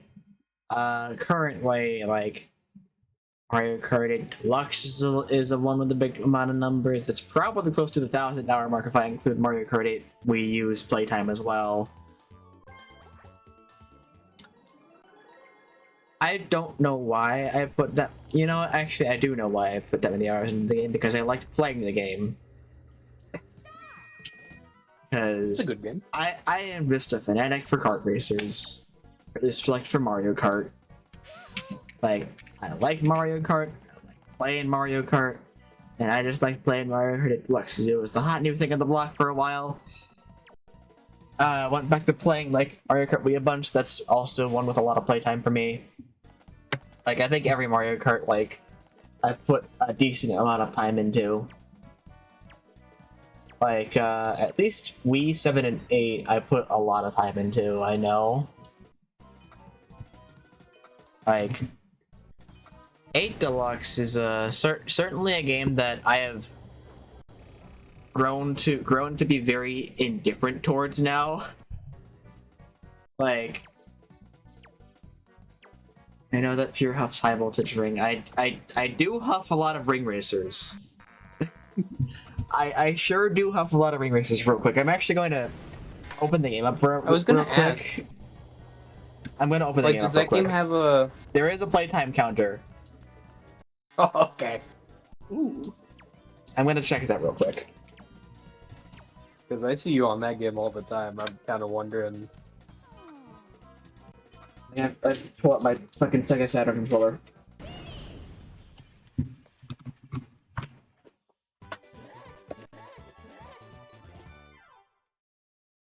Okay.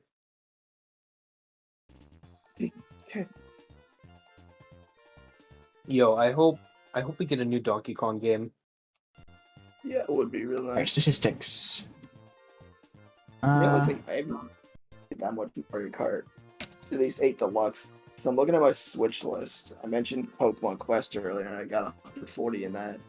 So- 8 Deluxe is 2 games below it. In the grand scheme of everything I've played, I have not played that much of 8 Deluxe. Here's my screenshot of the playtime right now. Action chat. 15 Clearly, days. it can't be that much. Oh my goodness! You know, total playtime in Ring Racers is even just online. Online is just converting the days to hours, just pure hours. So I'm assuming that the days. in that 250 count list 392 hours around. Woo! yeah.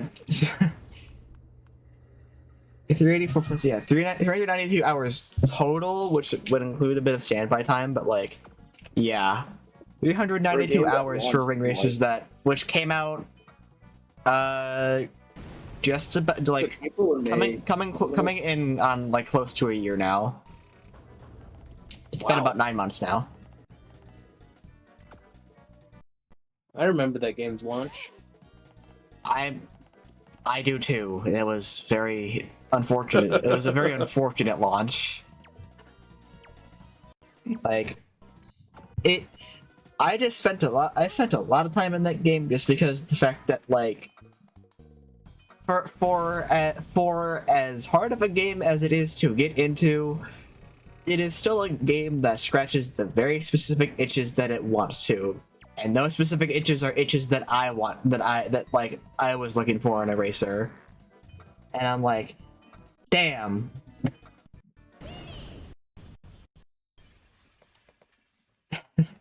And I'm like, damn, this game is so cool. If only I could get other people into it. Which is unfortunately a very hard ask, because the game asks a lot of you. Star also DM'd me her playtime, which relative to mine, like still 9 days of total flight time. Oh.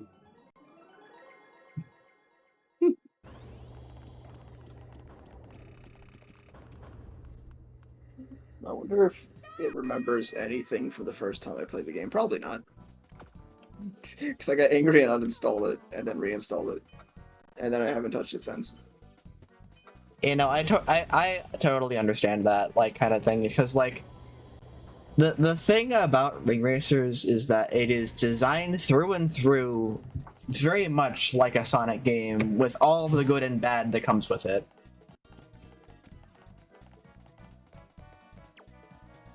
For roughly 1/3 of that time. Yeah. What I mean by through and through is a Sonic game. It is like it is designed very meticulously to be like it has a skill curve of a Sonic game as well. Like there are mechanics that are explained to you, but there are also mechanics that you have to find out by yourself. There are some things that you just have to like experiment with the game for a while to really get a hold of what is going on. The environment that you're being put in to actually like in Grand Prix and all that, you have to spend a lot of time to really even like get good ranks in there to really understand, like, in order to even get good ranks you have to like really invest time. It is a game that requires time investment to understand like what makes it tick, which to some people do want to invest that time, but a lot of people, I understandably do not want to invest that time. This is the game that demands a lot from you in order to get a lot out of it. I think the way I described it before is I don't necessarily mind that approach to it. It's just that I've played a lot of Mario Kart games, and the fact that it's somewhat similar in the fact that it's a kart racer, but I don't know what's going wrong when everything goes wrong, makes it kind of that's what's frustrating, when something goes wrong and I don't know why. And I feel like this game, like, after, like, you only really understand what's going wrong after you invest time into it.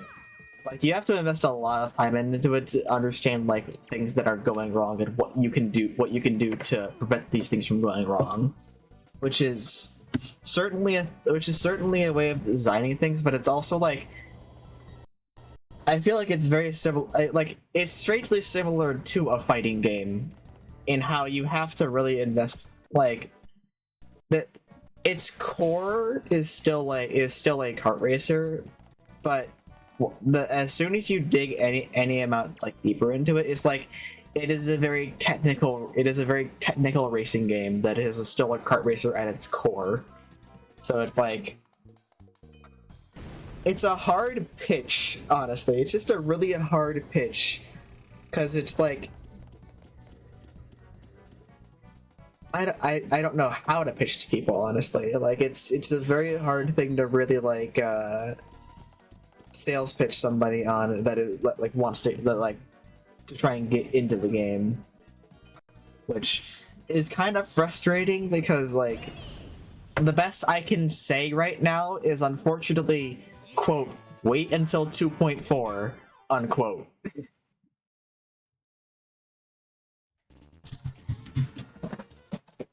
But like even then, I have to take that with a grain of salt because I'm not sure what is going to all be done with 2.4 in a sense of like, is it going to make things easier to be understood? Is it going to make things like easier to understand like what's going on and what you're doing wrong or right, or is it going to like make things even more hard to understand? Like it's such a hard game to get people into, but once you are into the game, it is a game that is very satisfying to play just at a base level, because like for as different as it is to Mario Kart, it is different for very good reasons. Sure, right. Yeah, but it's a hard pitch. I feel like a lot of it is depending on how much you are willing to invest time into the game. But yeah, the player base is currently pretty. Oh, you can go. Sorry, I wasn't the best at the game online, but I was playing through it like solo. I was just unlocking all the cups and stuff. Getting to the end of the first list of cups and having there be like a whole other section of them was pretty peak. I won't lie. It was just a fun game to go through like by yourself. Honestly, yeah, that is what this game does really well. It's like there's a lot of content to this game, and getting to unlock that content and realizing how much there is, like as a new player, that seems really cool. Like there's a lot of content to this game, and once you actually get to unlocking it, it's really cool and satisfying because like you realize how much there was put into this game and how much there is to play. Some people just want to play single player, but it's a little sad to see none of these guys trying out net games. Yeah, like the current net game like environment right now is very small. Like you pretty much always have to like seed games yourself by just popping into a server and waiting for people to join. Because like typically it's only really like 1 or 2 active servers up at a time. So the pool of players that you're playing with is very small. So even then, if you're trying to learn from playing online, even then that's really hard. Like, so I'm not really sure It's a mixed bag.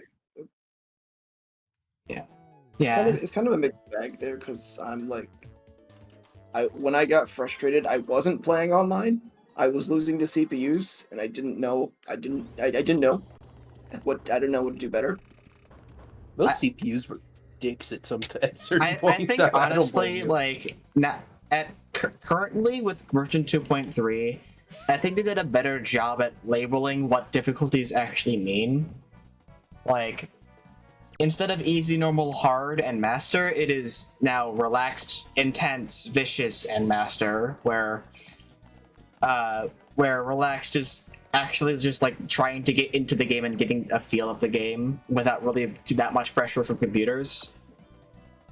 Intense is like you're getting more active pressure from computers when you're doing well. Vicious is even more at an even faster speed.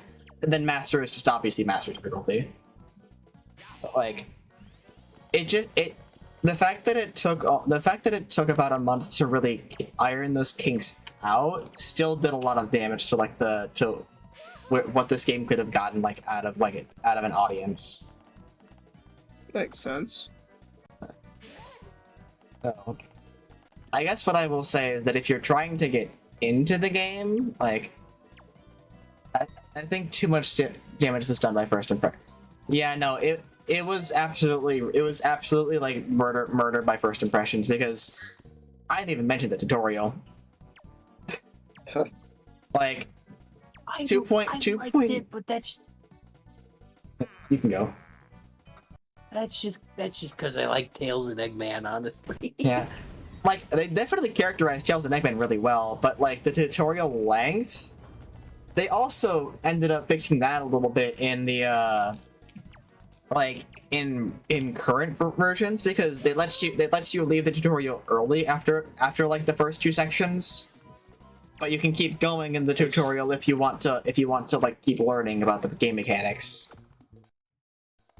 I checked it out from a fresh save, and I was like, okay, that's what they do now. Yeah. Launch tutorial, yeah, the tutorial was an hour long at launch of skippable. Yeah, no, like the fact that that shit like was like being shown on was being like shit on Twitter was like uh oh, that's a red flag.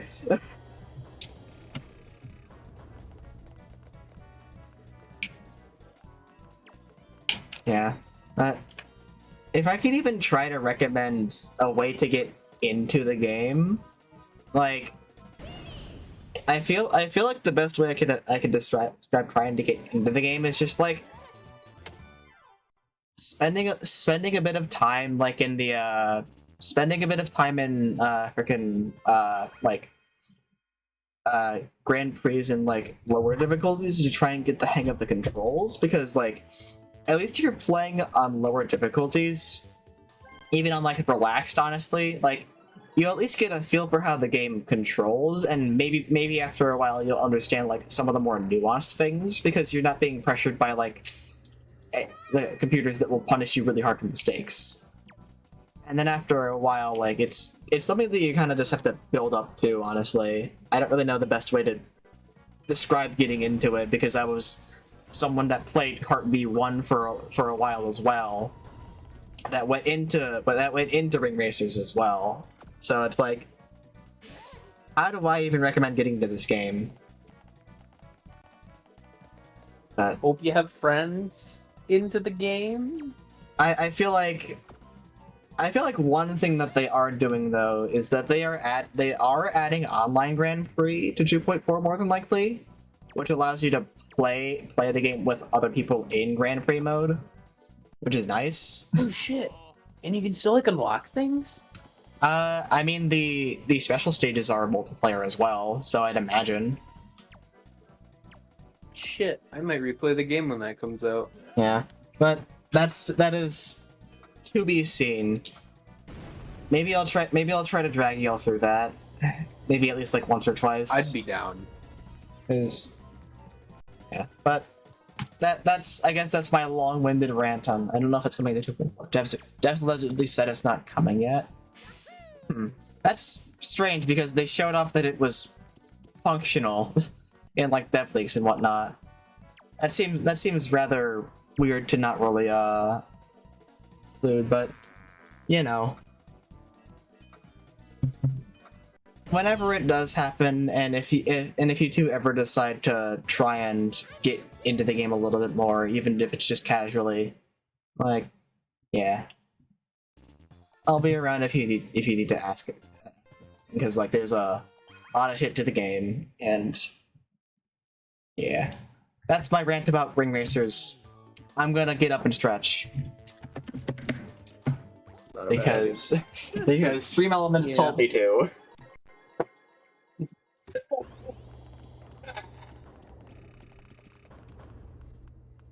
I just hit my ankle really fucking hard. Oh my god! I said get up and stretch, get up, and not like get up and hit your ankle on something. That's not good. It's okay. I'm gonna stretch it off. True. He understands the assignment, guys. Not much space between the chair I'm sitting on and the desk, so it's kind of hard to stand and also be at a decent distance from the mic. So don't. I'll just go under the table, it's okay. Yeah, do like table stretches. I don't know.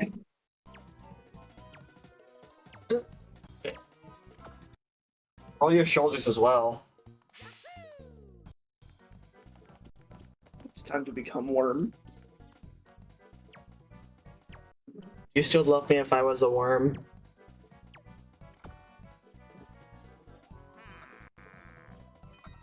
This is a horrible angle. Can you still communicate as a worm? Can I still, in this hypothetical, yes. Yeah, sure. And thank you for the confirmation.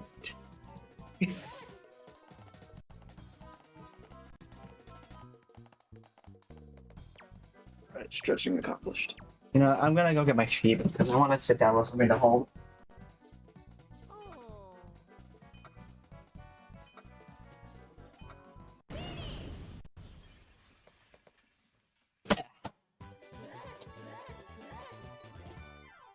All right.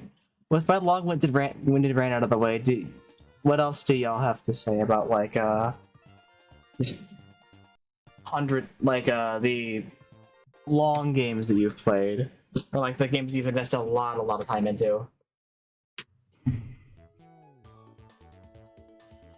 What's the longest game to your knowledge?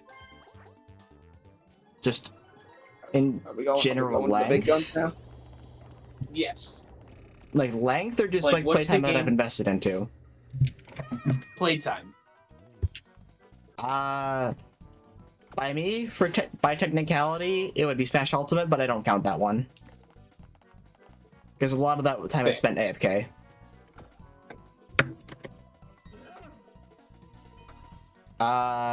Runner-up to that, or I guess my actual first place right now would be, Splatoon 3. Huh? Yeah, I know that, Star, you were talking about your Splatoon 2 playtime being, like, very, very, very high. By the way, it's almost 1,600 hours. If you were curious. My Wow. Splatoon 3 playtime... no, it's about 1,500 actually. I was misremembering. I thought that was 1590 something. I think it's just 1505. Yeah, my Splatoon 3 playtime is 1,075 hours at least. Whew. And a lot of that time was spent actually playing the game, so... Yeah, Splatoon 3 is a game that I definitely spent the 2 years that it was out playing very religiously, especially the first few seasons. Like, seasons 1 and 2 are probably the ones that I spent, like, the most amount of religious time playing the game. Because, keep in mind, when this game came out, I just graduated high school. So I just had free time. That was the start of my second year of college when it came out. Yeah. I'm at 395 in Splatoon 3 right now. Yeah, so you're like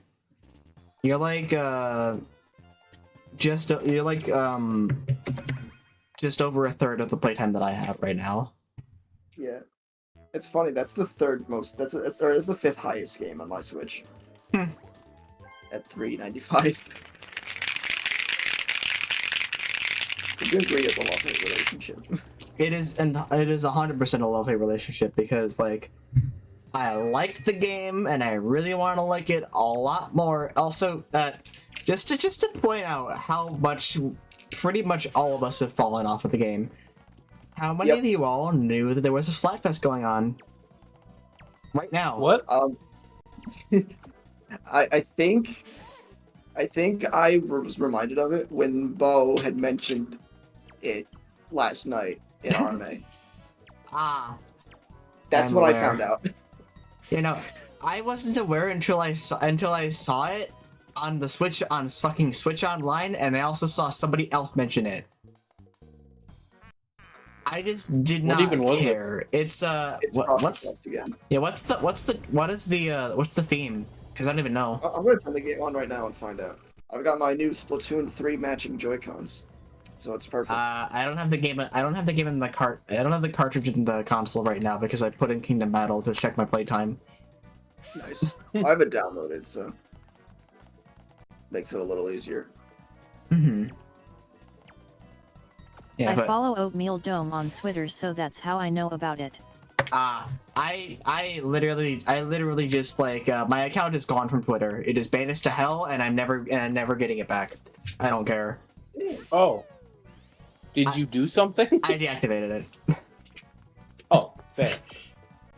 No ban, just a personal get the fuck out of there. getting out of there and going to Blue Sky, never turning back. I did the same Squad- thing. Squad-a-la, we are off. Squad-a-la, we are off. Okay, so the Splatfest is what would make you the happiest? Money, experience, or presents?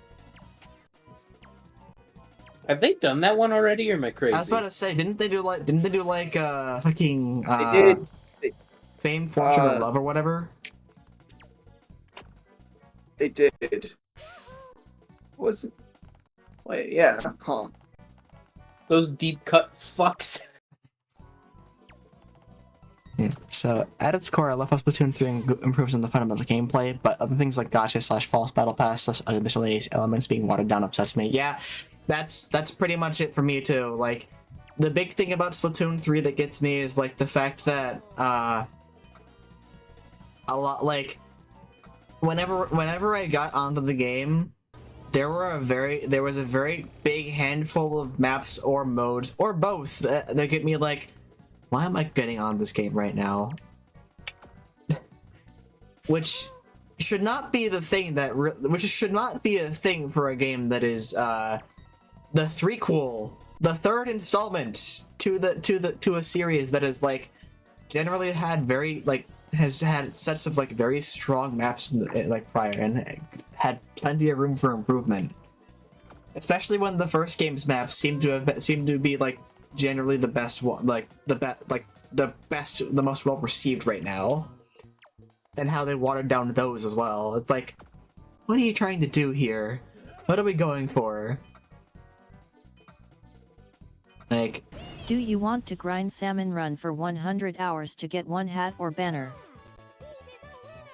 no, I don't want to do that. Whenever I was going on the same line of they put more stuff in the game, but it's the grindy stuff. Bro, they put more stuff in the game. Con, they put more stuff in the game. You know what? Splatoon 3 is just a fucking JRPG. Fair enough. What do you mean? The long grind is inevitable. Ah, fuck. Is that what makes a JRPG? The long grind. Do I need to talk about Pokemon Heart Gold again? You guys saying you No. didn't play JRPGs before. This game is a JRPG. I mean, I said I did. I play Fire Emblem. Sometimes. Yeah, I don't have any JRPGs that I have like played. So I couldn't really fill the void with JRPG talk a lot. So, yeah. But Splatoon 3 still, like, I feel like it's really unfortunate when I get into the game and then I see in the rotation like Tower Control, Mahi, Mincemeat, and I'm like, I don't want to play this game anymore, and I turn the game off.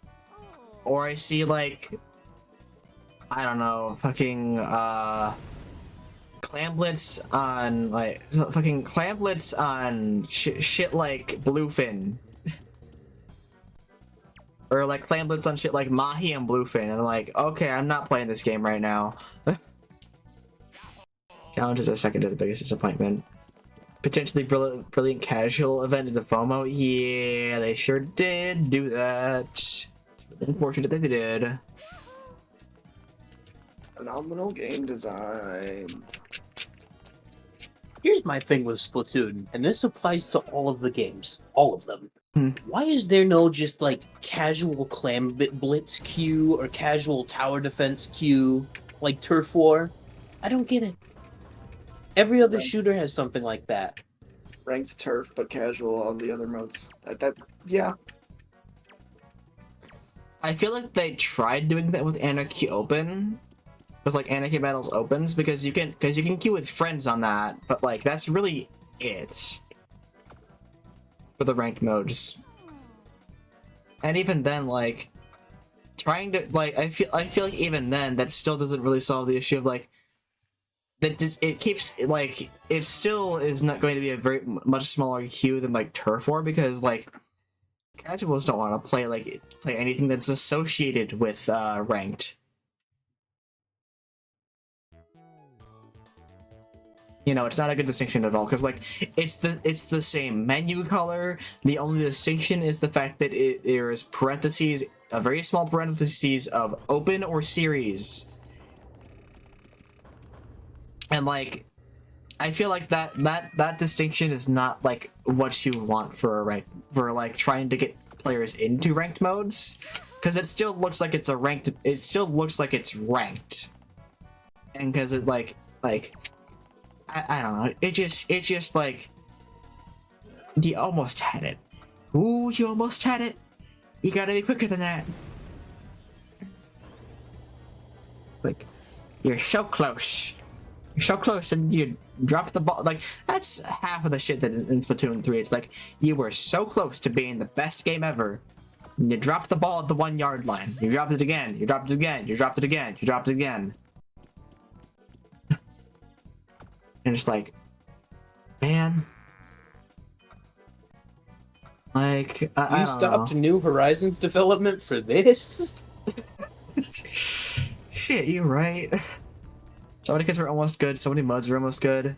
Like, even the kits, like, it was almost so good. Then they stopped developing kits. They stopped adding them after season 8. And it's like, okay, I guess we're just not getting kits anymore ever again. When like the last 2 games showed precedent of every weapon getting a second kit, and then quite a few weapons getting third kits.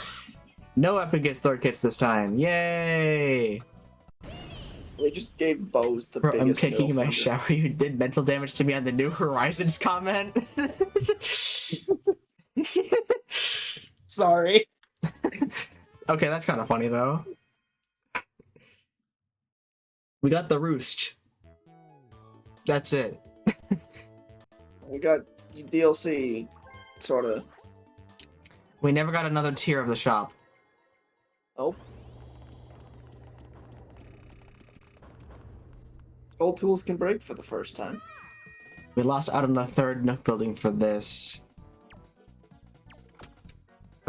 Find my pages to unlock the clothing shop.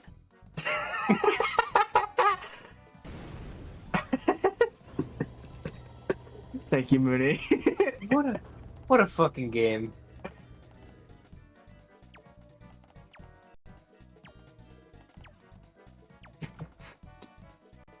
Speaking of what a fucking game, I love that you can tease the plunder in this. It's very funny. True. Alright. I think I have my like trigger tolerance way down or up, whatever. What's your then Mooney, what are Oh, your okay. games that you want to complain about with like a bunch of hours that you have like sunk into it?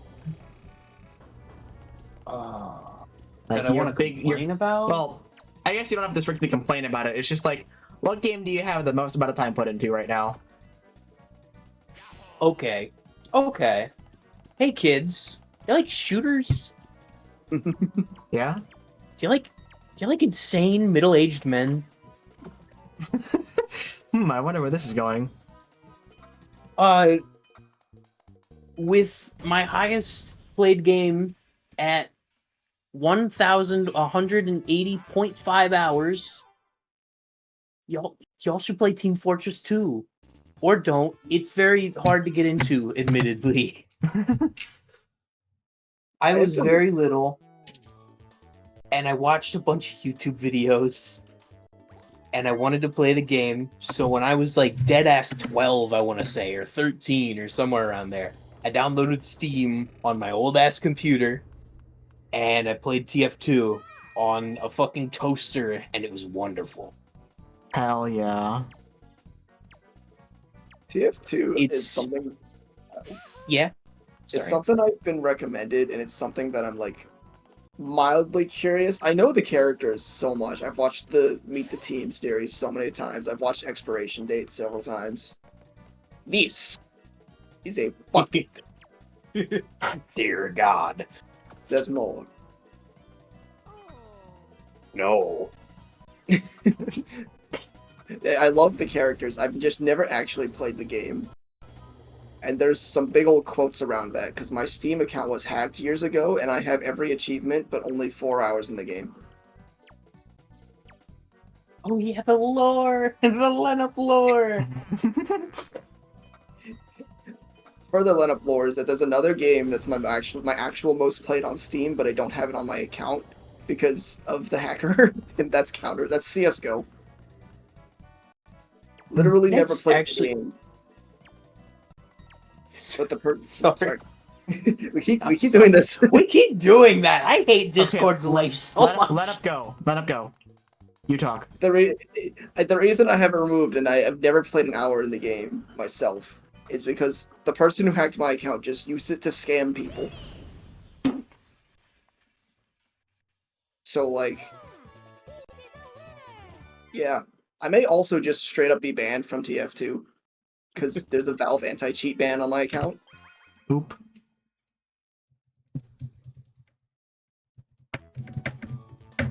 But yeah, that's my actual most played Steam game. I've never played it once, but it has 1,200 hours in it. 100? That's not Yep. right. That's In incorrect. In CS:GO. Yeah, that's a pretty solid. Okay, for up until like literally, I want to say halfway through last year, TF2 was unplayable. Oh, right, the bot problem. Yeah, the bots. The bot problem. It was overblown for a good reason. If you queued into casual, you would run into just like on both teams like 7 or 8 bots playing sniper, and they would just be constantly spinning around in a circle while staring up, and you just knew that you were in for the worst fucking night of your life because you would just spend it requeuing and requeuing and requeuing. It's probably why I have so many hours in it, honestly. It was such a problem to where like YouTubers started making private servers where they could more accurately moderate things. It was really bad. And then people online made like a big stink about it. Save TF2 and all that jazz. And Valve actually got off their ass. And it was wonderful. I've been playing the game off and on since they did it.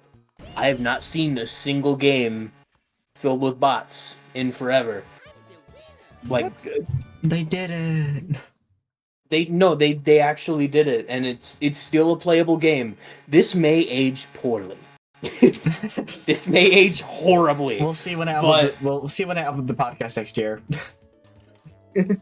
but I think TF2 was a good first game for me to get on a computer, because it really is just a first-person shooter. Like, if you've played Overwatch or any of these games, like, derivative of that kind of class-based system, you know what you're getting into going into TF2. Like, there's a healer character, there's a character that builds, like, turrets and shit, there's a guy with a big minigun. It's all very basic, but there are different weapons and different ways you can run certain one of the characters can switch from an explosives-oriented playstyle just to like a literal fucking knight with melee weapons and charging and shit, and it's some of the most fun you can have in the game. Like each of the 9 classes just has so much depth. You can find YouTube channels for pretty much each of them. There's just so much, and I say this all with the caveat of when you play the game, you have no idea what's going on. It is pure, unadulterated chaos, and it's great for that. You can have some of the best social experiences on that game, I think, like, in a VR chat kind of way, even at times. But if you want to actually, like, get good at the game and understand what's going on and do what you're supposed to be doing, there's... Like, I'd say I got kind of good around the, like, 300-400 hour mark, and I was still pretty dog water back then. Mm-hmm. Like, there's a lot of work you gotta... But it's still... like custom, it's got custom servers and custom modes and custom, like, there's so much you can talk about it, and I'm trying to just mainly stick around the vanilla game, but it's kind of hard to, because it's such an old game that people have reinvented it in so many different ways that it blows my mind kind of still. Because it's just a shooter at its core, but you can like fight a boss or play tower defense or play fucking Risk of Rain. I saw that one the other day. That was pretty cool. And there are like custom weapon servers, custom class servers. There are mods of the whole game that like rework it, like TF2 Classic, that kind of thing. And this is all ignoring the like cultural impact that the game has had on the internet and just everything in general, like in this space that we're in. Mm-hmm. It's massive. It's hard to think about. It's cool. Go read the comics. They just finished those and they're really good. The Heavy is dead. The Heavy is dead. Go watch Heavy is Dead if you haven't already. I may or may not have the script to that video memorized.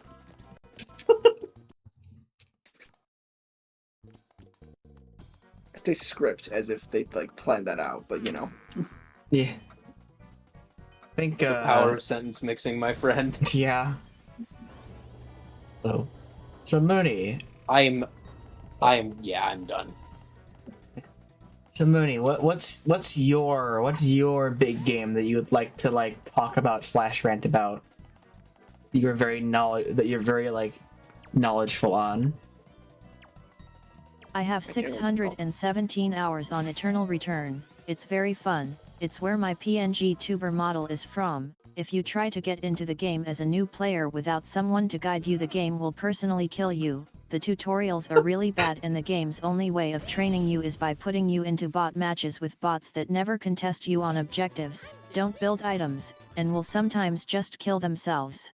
And then when you get out of bot matches, normal games have no skill-based matchmaking, so as a new player you will get your ass beat. Interesting. Yeah. So from what I understand of Return, from what I've seen of it, it's more or less like a fucking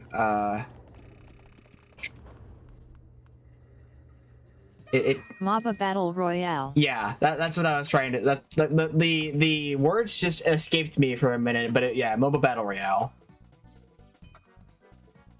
Interesting.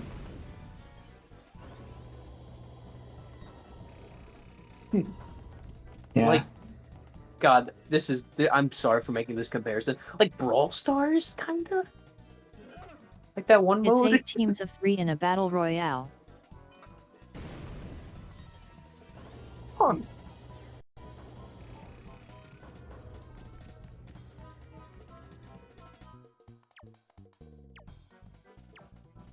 Oh, that sounds kind of interesting now. Mm-hmm. Be a bit Just of like add every possible multiplayer game that's gonna be on a radar to a wish list. would certainly be a game to try and social experiment, like stream on, but like that would be a bit difficult considering it is team up 3 and there are 4 of us. That is a good point. I All think of us having against someone one. in the back seat is funny. I think that's a funny idea. We get backseated by the Mooney bot. You got the There's a three of us 4v4 trying our mode, but NA fucking hates the game mode and never queues for it. Ah. So 4v4, but we just kind of can't do that. Dang.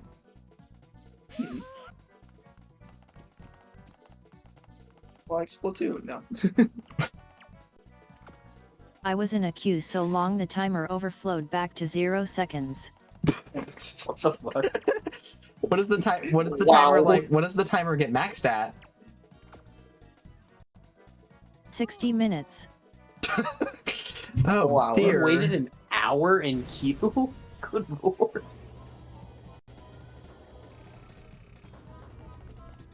Reminds me of one more small thing I want to bring up about Unite real quick, because there are occasionally solo modes where you can unlock things.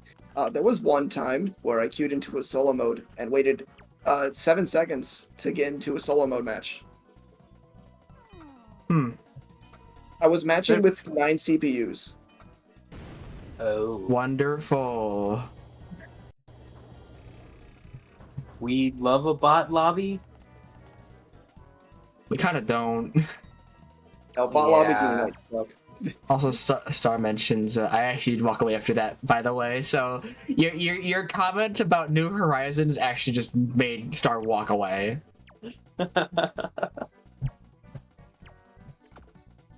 Damn. Would not lie in saying that I am intrigued on the idea of playing of trying out Eternal Return. If not like just having the three of us kind of just get get taught in the game by you, Mooney. Oh, the game is actually just free.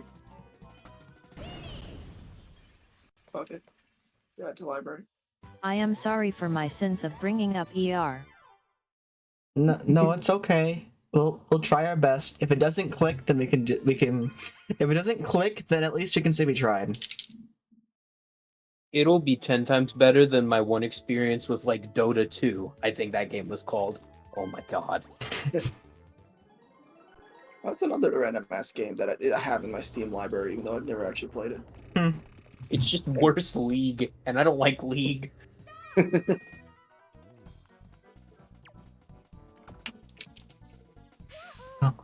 Since the three of us have seemed to have exhausted the games we can rant about / played a lot of Engine, how about you go back to yours now, Lenup?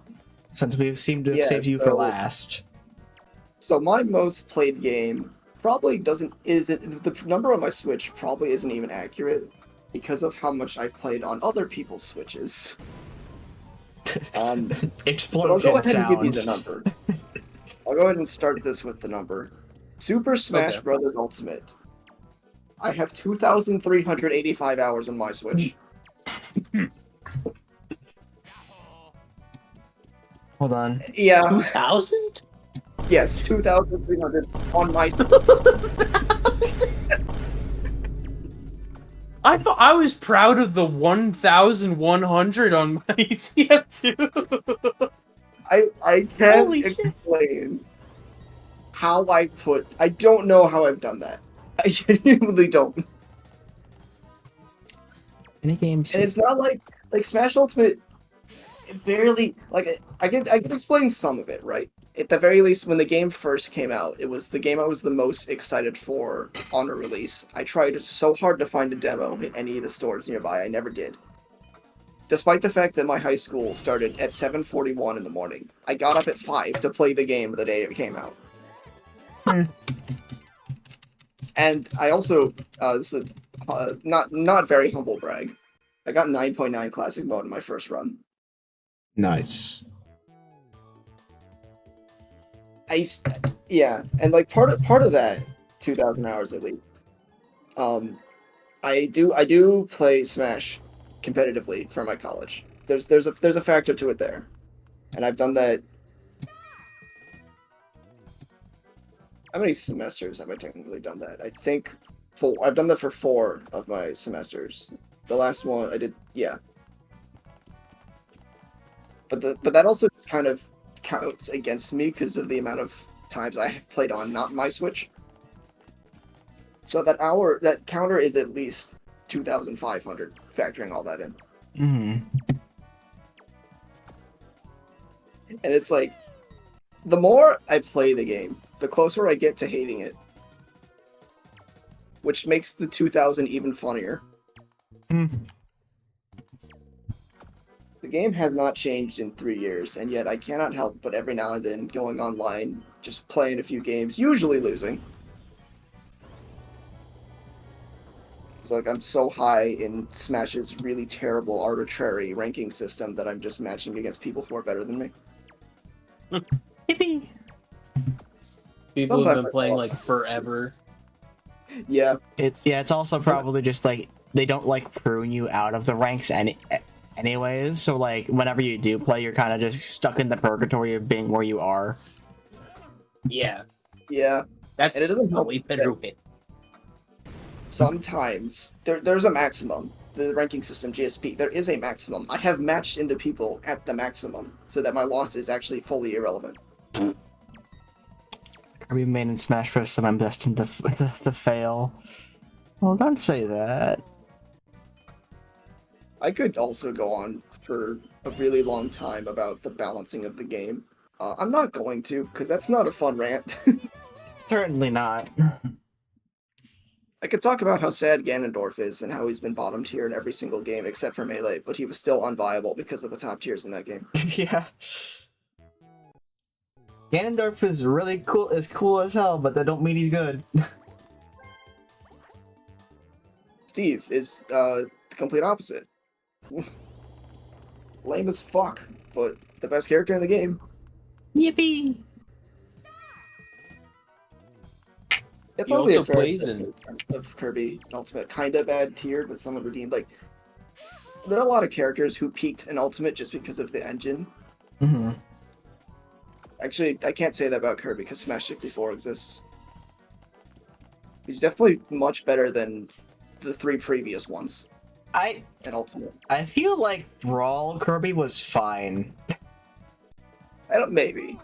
I don't know too much about Brawl's meta because of Meta Knight, but like, Yeah. Like Brawl Kirby was very middling. What?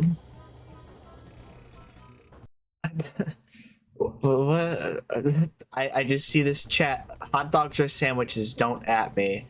What do I think? Kill that What am guy. I supposed to think of this? Do I kill this guy? Kill that guy. Do I? Not like actually. No, please. I'm innocent. Fair enough. I will not kill you then. You will not die. And secondly, I'm In return, you gotta tell us your most played video game now. say it now. This is a hostage Seriously, giving situation. addiction Papa's Cookeria? Yo? Yo, I played the fuck out of Cheeseria, the grilled cheese one. I like making grilled cheese. well, anyway. Yes. Sorry, bro. Yeah, we were talking about Smash. No, it's alright. I feel like the other funny thing about Ultimate is that there are fewer side modes than other games. Like, they had to add the home run contest in an update that it wasn't in the base game. I forgot they There's had no- to add that. Yeah, there's no target related anything. Don't pro tip, don't go on shared content and look at custom stages. Don't do it. Oh right, yeah. Don't do it. The internet's for poor. You don't need to type. I can hear you. Well, I don't want to interrupt my friend. That's why I was typing. Smash Run should have returned. Also true. The ultimate side mode was World of Light, which is not at all comparable to all Subspace Emissary. It's more comparable to Smash 4's mission mode, Yeah. which was cool. Don't get me wrong. Brawl had that too, but it's like, I also just want to fight Gleam and Darkon outside of that mode sometimes. That would be kind of cool. Didn't they have a boss mode in the other games? Yes. Brawl did have a boss well, rush. Brawl did because it had the story mode bosses. Mm-hmm. Smash 4, it had like 3 bosses that appeared on their big stages, and you could fight them in Smash Tour. Ultimate's boss rush is Sephiroth's classic mode, and doesn't include Gleam and Darkon. I guess there's also technically there's the boss rush in the final boss of World of Light, Yeah. but even then, Never bothered to get that far. yeah. Oh yeah, another part of World of Light that they just threw in there, and it's kind of disappointing because they only threw it in there. There is one level. You play as Master Hand. Oh. Yeah, there is, and then it's really cool, and then it only happens once. You can't go back to it, and it's like, oh, cool. That's so wonderful. Sounds like a cool party mode. I if like. one person gets to I play forgot Master about Hand. that until you brought it up, and now I'm sad because I forgot about it when it should be something I shouldn't have forgotten about. It was very cool, but then yeah, it's just one thing. The level right before the final boss. Mm-hmm. What happens if you're doing it 2-player during that? You can't do World of Light 2-player. Really? World of Light is 1 player only. Oh. I just like Mandela'd myself. Which I is think I was strange because meshing it with... isn't the aren't like spirit missions 2-player? You can do up to 4 players on the Spirit board, That just not in World of Light. now that's really weird and lame. Actually, what?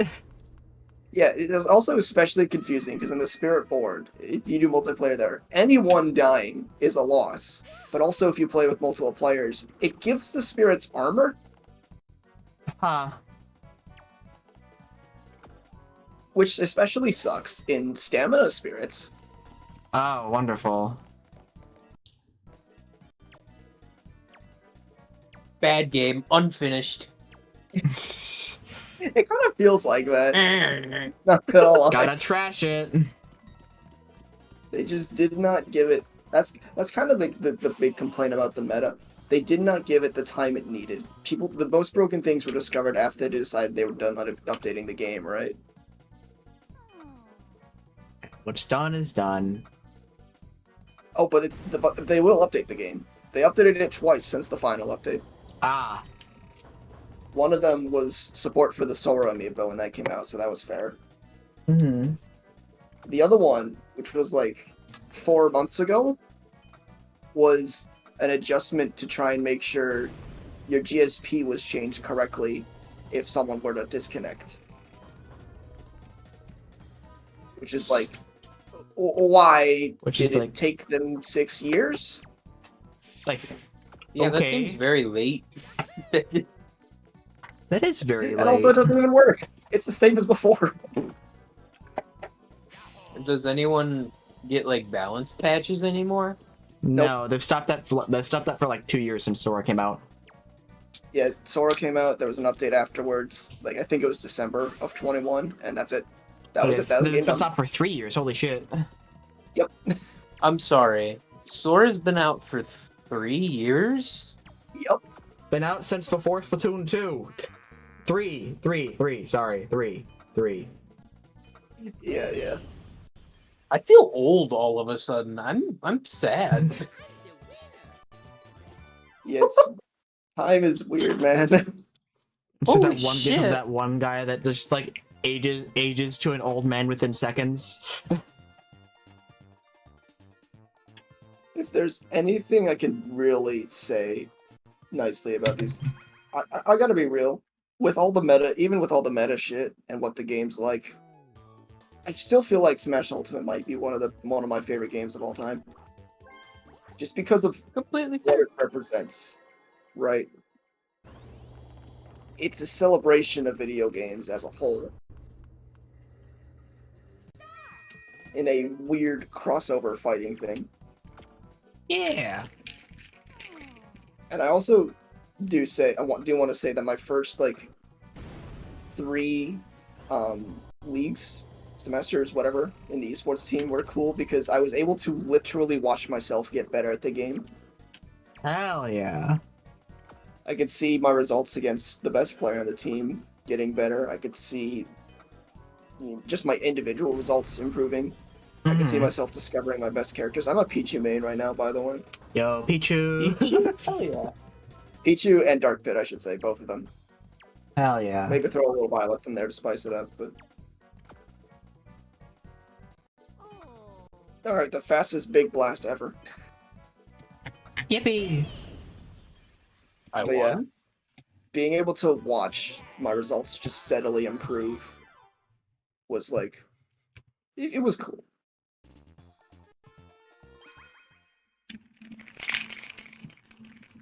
And I think that's the extent of what I have to say about my most played game. Mm. Favorite newcomer? Ooh. Just like Ultimate Into Newcomer. Ultimate? Yeah, counting DLC if you want.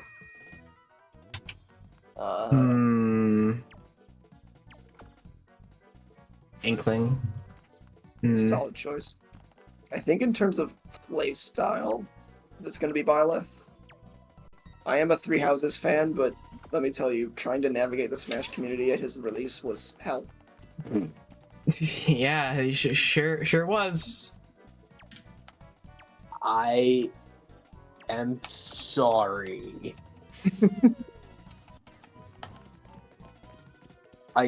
I totally wasn't salty about it myself. I can't blame people, really. Just as a Fire Emblem fan. Look, in that hindsight, yeah, okay, maybe it was a bad choice. He came at the wrong time. But also, Three Houses is the best-selling Fire Emblem game, and also the best Fire Emblem game. Byleth should stay. Yeah. We can get rid of the 3 other Marths, but Byleth should stay.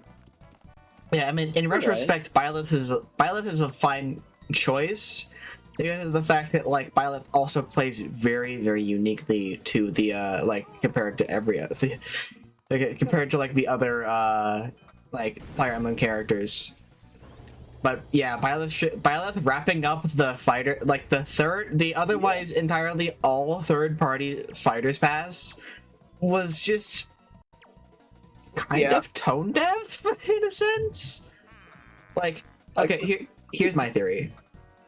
My theory is that if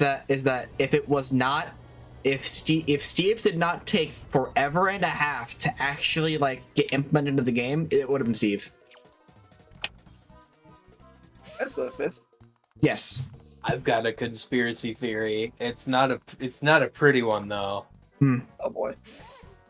I think it was Tracer from Overwatch. And because it was around that time all that Blizzard shit was going on. Y'all remember that?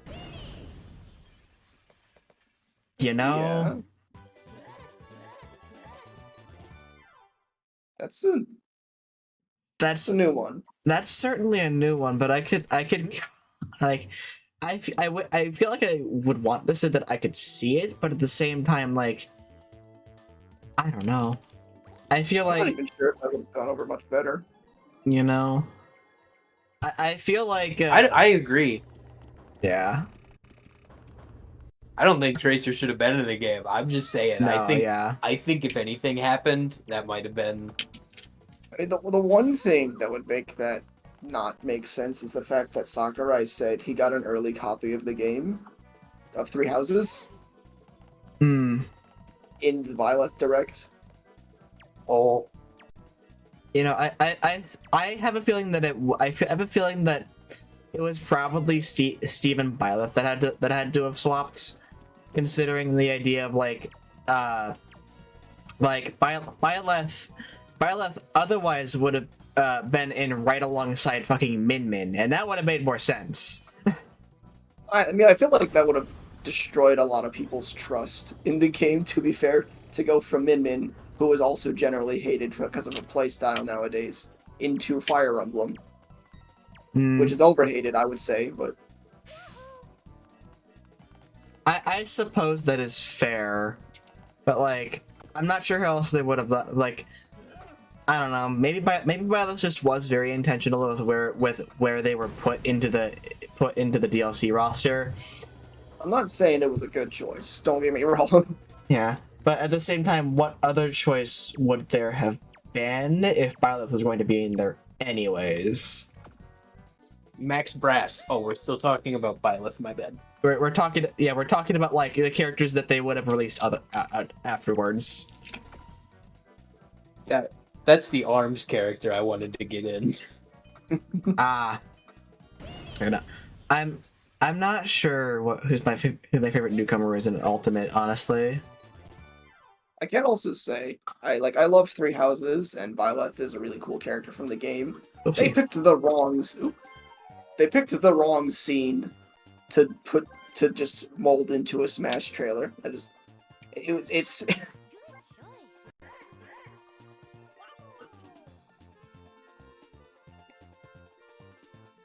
like if they had to pull a scene out of the game to do Byleth's introduction, they should have pulled it from earlier in the game, not from when Byleth gets sent to hell. You know? Yeah. You are going to hell. Welcome to fighting game. Also, Mooney, your character. I accidentally pressed B instead of A. Mooney, come In terms back. of reveal, I really wish. This is the initial question. And I really wish I was at the Game Awards where they revealed Joker. That is the coolest fucking reveal in the entire series. Yeah, honestly, I feel like I don't even know how they could have topped that. I feel like they didn't, because I feel like Joker's was like Joker's was just like the ultimate holy shit moment. Sephiroth was admittedly cool, but they announced that one beforehand. Mm-hmm. They announced Sephiroth at the Game Awards, didn't they? Yes. But they actually made it clear that it was going to happen. Oh, right. Instead of just the... Yeah. Instead of the lights cut-in. going out, nobody knowing what's going on, all of a sudden the Phantom Thieves. It was cool. This is Joker. I've infiltrated the theater. By the way, been playing Persona 5. I'm already like 40 hours. That's probably going to be a hundo hour for me. Understandable. So start saying, I roll my eyes at early Fire Emblem characters because of how generic those protagonists play. Fair. With nothing to go off of, you just have to make sword swingy moveset. The fact that they made a clone in the game of release, and then 2 more clones after that. Why? I want someone with like a big 2-handed axe. That'd be cool. That'd be a cool fighter. Yeah. If we want Fire Emblem and Smash to be good, we need to drop half the characters at least. And Corrin. We can get rid of Corrin. We don't need him there. The Corrin is... We have 4 hearts. Yeah. See, Corrin's fine enough at play style, and has also been getting popular randomly lately. The problem is that Fire Emblem fans don't like Fates, and especially, they don't like Corrin. Mm-hmm. Isn't that the one that like brought the whole thing back though? That was That was Awakening. Awakening. Oh, my bad. Yeah. Oh, I'm mixing them up. My bad. Yeah, Awakening was the one with Basically- Robin, Lucina, and Chrom. Yeah. It's just funny because in Smash 4, fans were a little confused as to why we didn't get Chrom, because he was a much more important character than Lucina. Like, Robin made sense. Yeah, and they also mentioned it in fucking Pitt's whole dialogue with Robin in Palutena's temple. You and Ike are too similar. What's the point of having 2 characters that are basically carbon copies? Verity, I don't know how to tell you this. Lucina plays exactly like Marth, so that's actually worse. Can I raise a petty complaint? Yeah? They have a solution to the Fire Emblem problem, and it's already implemented in the game. Look at fucking Bowser Jr. Yeah? Yeah? I'm being so dead ass. Like, the announcer's different, the voice lines are different, the models are kind of different. They could just as well do that for Marth and Lucina. Like, the gameplay difference is not interesting enough that they need to be different characters. You didn't have to So mention. Roy and Chrom, honestly, just get rid of him. I don't care. Then you didn't even have to fucking mention. You didn't even have to fucking mention Junior. You could have just looked at fucking Hero. Yeah, that too. Oh my god, you're right. Because there are You're literally cooking with 4 that one, different actually. Heroes, and they're all swordsmen. And they're just. It's like, damn. That's how you get 4 different reps of the same guy. It's cool. If That's there it. is- Go on. I was mainly just thinking like base roster, but you're completely right. Like, if they have to do... I mean, there's going to be another Smash game. The series is too big for them not to, right? Mm-hmm. And presumably, You- we're not going to get a massive roster a second time. What I think the best thing you could do with Fire Emblem at this point is they have to go. Not all of them, but enough of them have to go. Just because people are going to be insufferable otherwise. Enough of them have to go, and enough of them, and enough should like show up again in this, like enough newcomers from Fire Emblem to show up to like at least fill out like the weapon triangle or whatever it has. Yeah. Like, if you were to take your quintessential character for each weapon, and preferably all from different games, I think Marth has to stay with the sword. He's Mhm. also he's just the Fire Emblem character. Byleth could stay as a mixed user if we wanted to. You could probably have 4. Honestly, you could have 4 because Byleth can Yeah. can like be can kind of be a mix of all of them. I think I don't know enough about Fire Emblem to pull. Like, I'd love to have Dimitri from Three Houses be the Lance user. Probably there's someone who fits that role better. Mm-hmm. And for Axe, you could do Hector. That's like the big name in terms of Axe units in Fire Emblem. Are there bow units? Yes. And the I one was I always just thinking. I think the best, if you want to do someone entirely new, Anna is the only recurring character in the series. And she's just primarily treated as an archer, but also as a master of all weapons. Mm. So Anna would make the most sense for the representative Fire Emblem character, because she's in every single game.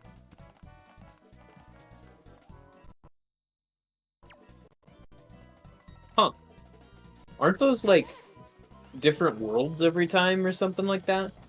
Most of them.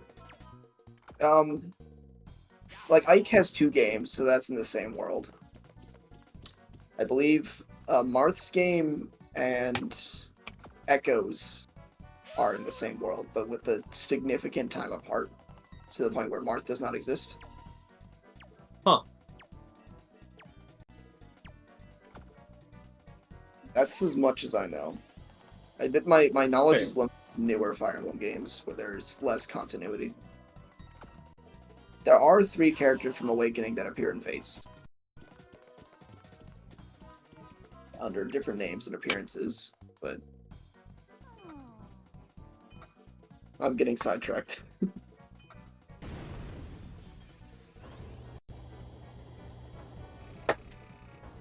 I think in terms of... I've thought about this many a times because of how many times people complain about Fire Emblem. I think Marth has to stay. I would like to see Byleth stay, because I think Three Houses is just important enough. Robin also currently has the most interesting playstyle. You know, Robin is very interesting with this playstyle. Like the most unique of the Fire Emblem cast by a pretty decent margin, honestly. Like Byleth is definitely second in that category, but it's Robin just kind of has his own thing going on. Yeah.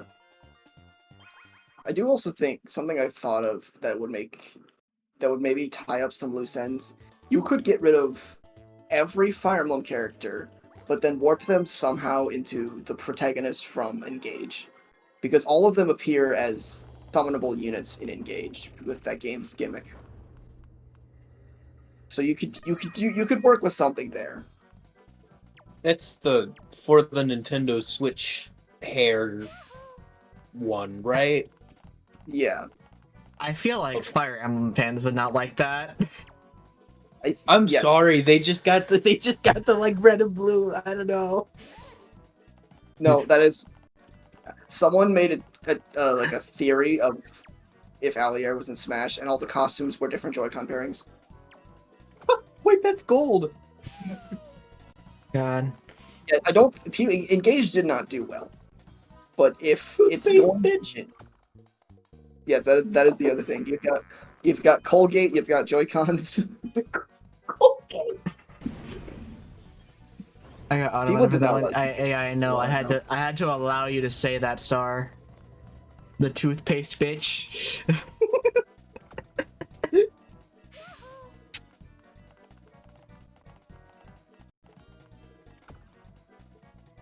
So yeah, it's either my picks are either Byleth, Robin, Marth, or you find some way to make Allier work, and hopefully people don't hate it. Which is, I know that's asking a lot, but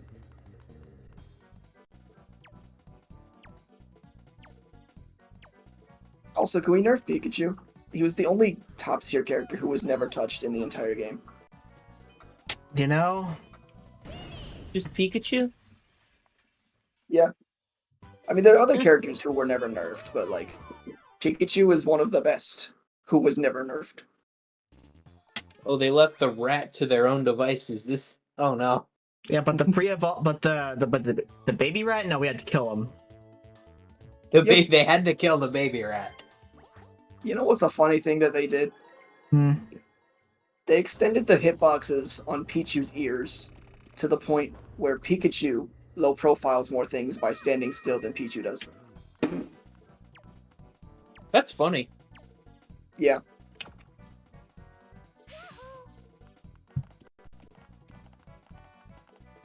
That's what you get for having chibi proportions, nerd.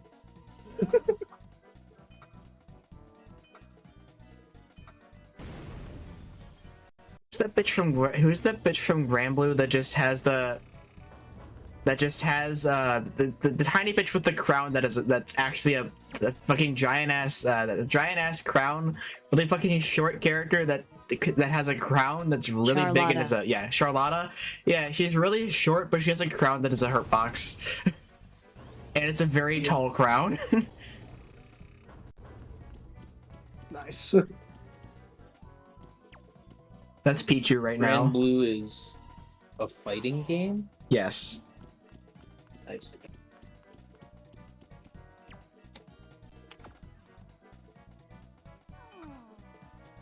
And I die. Sag. I've played a little Guilty Gear Strive. I know how to play a fighting game, kind of. I just need to learn the movesets. I think my Smash conversation has gone on long enough. It seems like it has. I think that we've probably kind of stretched everything we can out of this conversation now, though. Yeah. Is it time for the last blast? I think it is time for the last blast. Alright. I think I'm gonna pick that one. Yahoo! The yellow switch has been the killer tonight. I would know.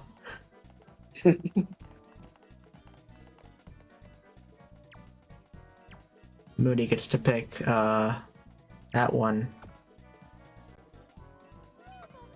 I need to play more Old Fire Emblem just so I can get a gauge for the series, because I think I've played all the 3DS ones. I've played Three Houses and Three Hopes. Don't play Warriors either, that's bad. Oh, Yahoo!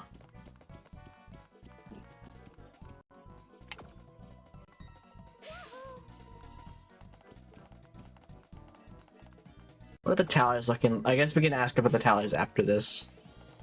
Yeah, it's been strange to say the least. here's a dumb question. Yeah. How long have we been playing Mario Party? Like, total. What do you mean?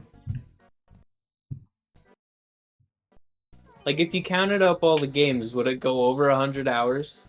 Easily. More? I don't know if it would go over 100. I mean, I guess like totally, more than likely, yes. If we're counting all games, absolutely. Yeah. Like, think about just the marathon. That was 6 streams that were all around 4 hours long. that's 24 right there, Mm-hmm. which is already a fifth of 100 hours. A Closer to quarter a of 100 fourth. hours even. All right. What are the tallies looking like now, though? All right. So I am at 140, Pure 113, Venger 121, Mooney 143. And we've got some catching up to do. You've got some catching up to do. You're at 113. Yeah. Yeah. I think the gaps between Pure and Venge and me and Mooney are bigger now, but then the gaps between each other. Well, the gap between Pure and Venge is smaller. Actually, no, it's not. How many did I win this time? 13. How many games did we play total? I gotta do math. Hold on. I gotta tally up the totals to find that. How many? I won 18. You won 13. Venge won 14, and Mooney won 20. So we played 65 today. Alright, so I'm still on the side of being statistical, a bit low on the statistics chain in terms of the average normally. Yeah, I mean, Mooney won 20 today. That's crazy. Yeah, 20 out of 65. Big That's pretty 20. good. Yeah. Well, but that being said, I think that was a Blastcast today. I think it's about time we blast off for the night. Huh? Eh? Huh? Eh? Huh? Eh? Huh? Yeah. I agree that it is time for us to blast off for the night, though. Thank y'all that are here for joining on the stream. I hope that y'all had fun listening in on the stream. I hope it was a good time. It was a good conversation. Yeah, it was good it was good combos. It was fun. I had fun just talking about games. Enjoyed my disconnected stream of bitching about various things. No, your bitching about various things is good, and it sparks more conversation from us. So I appreciate it. You should get on here more often, Star. Yeah. Maybe next time I'll extend an invite to you again. Not sure what we're going to be talking about next time, but we'll try to figure it out earlier so we can actually try to get people onto the Blastcast. I'll see how I feel that day. Okay. Pre-write questions, etc. Mm-hmm. Yeah. This one wasn't really much of a... I like it when we go off the cusp a little bit. That's pretty fun. It is pretty fun. Yeah. I mean, this one wasn't really much of a one I could really pre-write questions for, because it's just games that we've played a lot, and just where we go from there. Pick a game and go nuts. Yeah. Alright. That being said, I think it's high time for us to get on out of here. Tune in next week or I guess this Wednesday, more than likely, for not sure what right now. What do we have planned? I'm a little tired of Monster Hunter. I say we start a new game. Okay. I guess just tune in for something new. I guess that's the game plan. We'll figure it out eventually. I don't know. Yeah. We will figure that out. But until then, oh, I got up smashed. Ow. Star shot me. Nice. Yeah.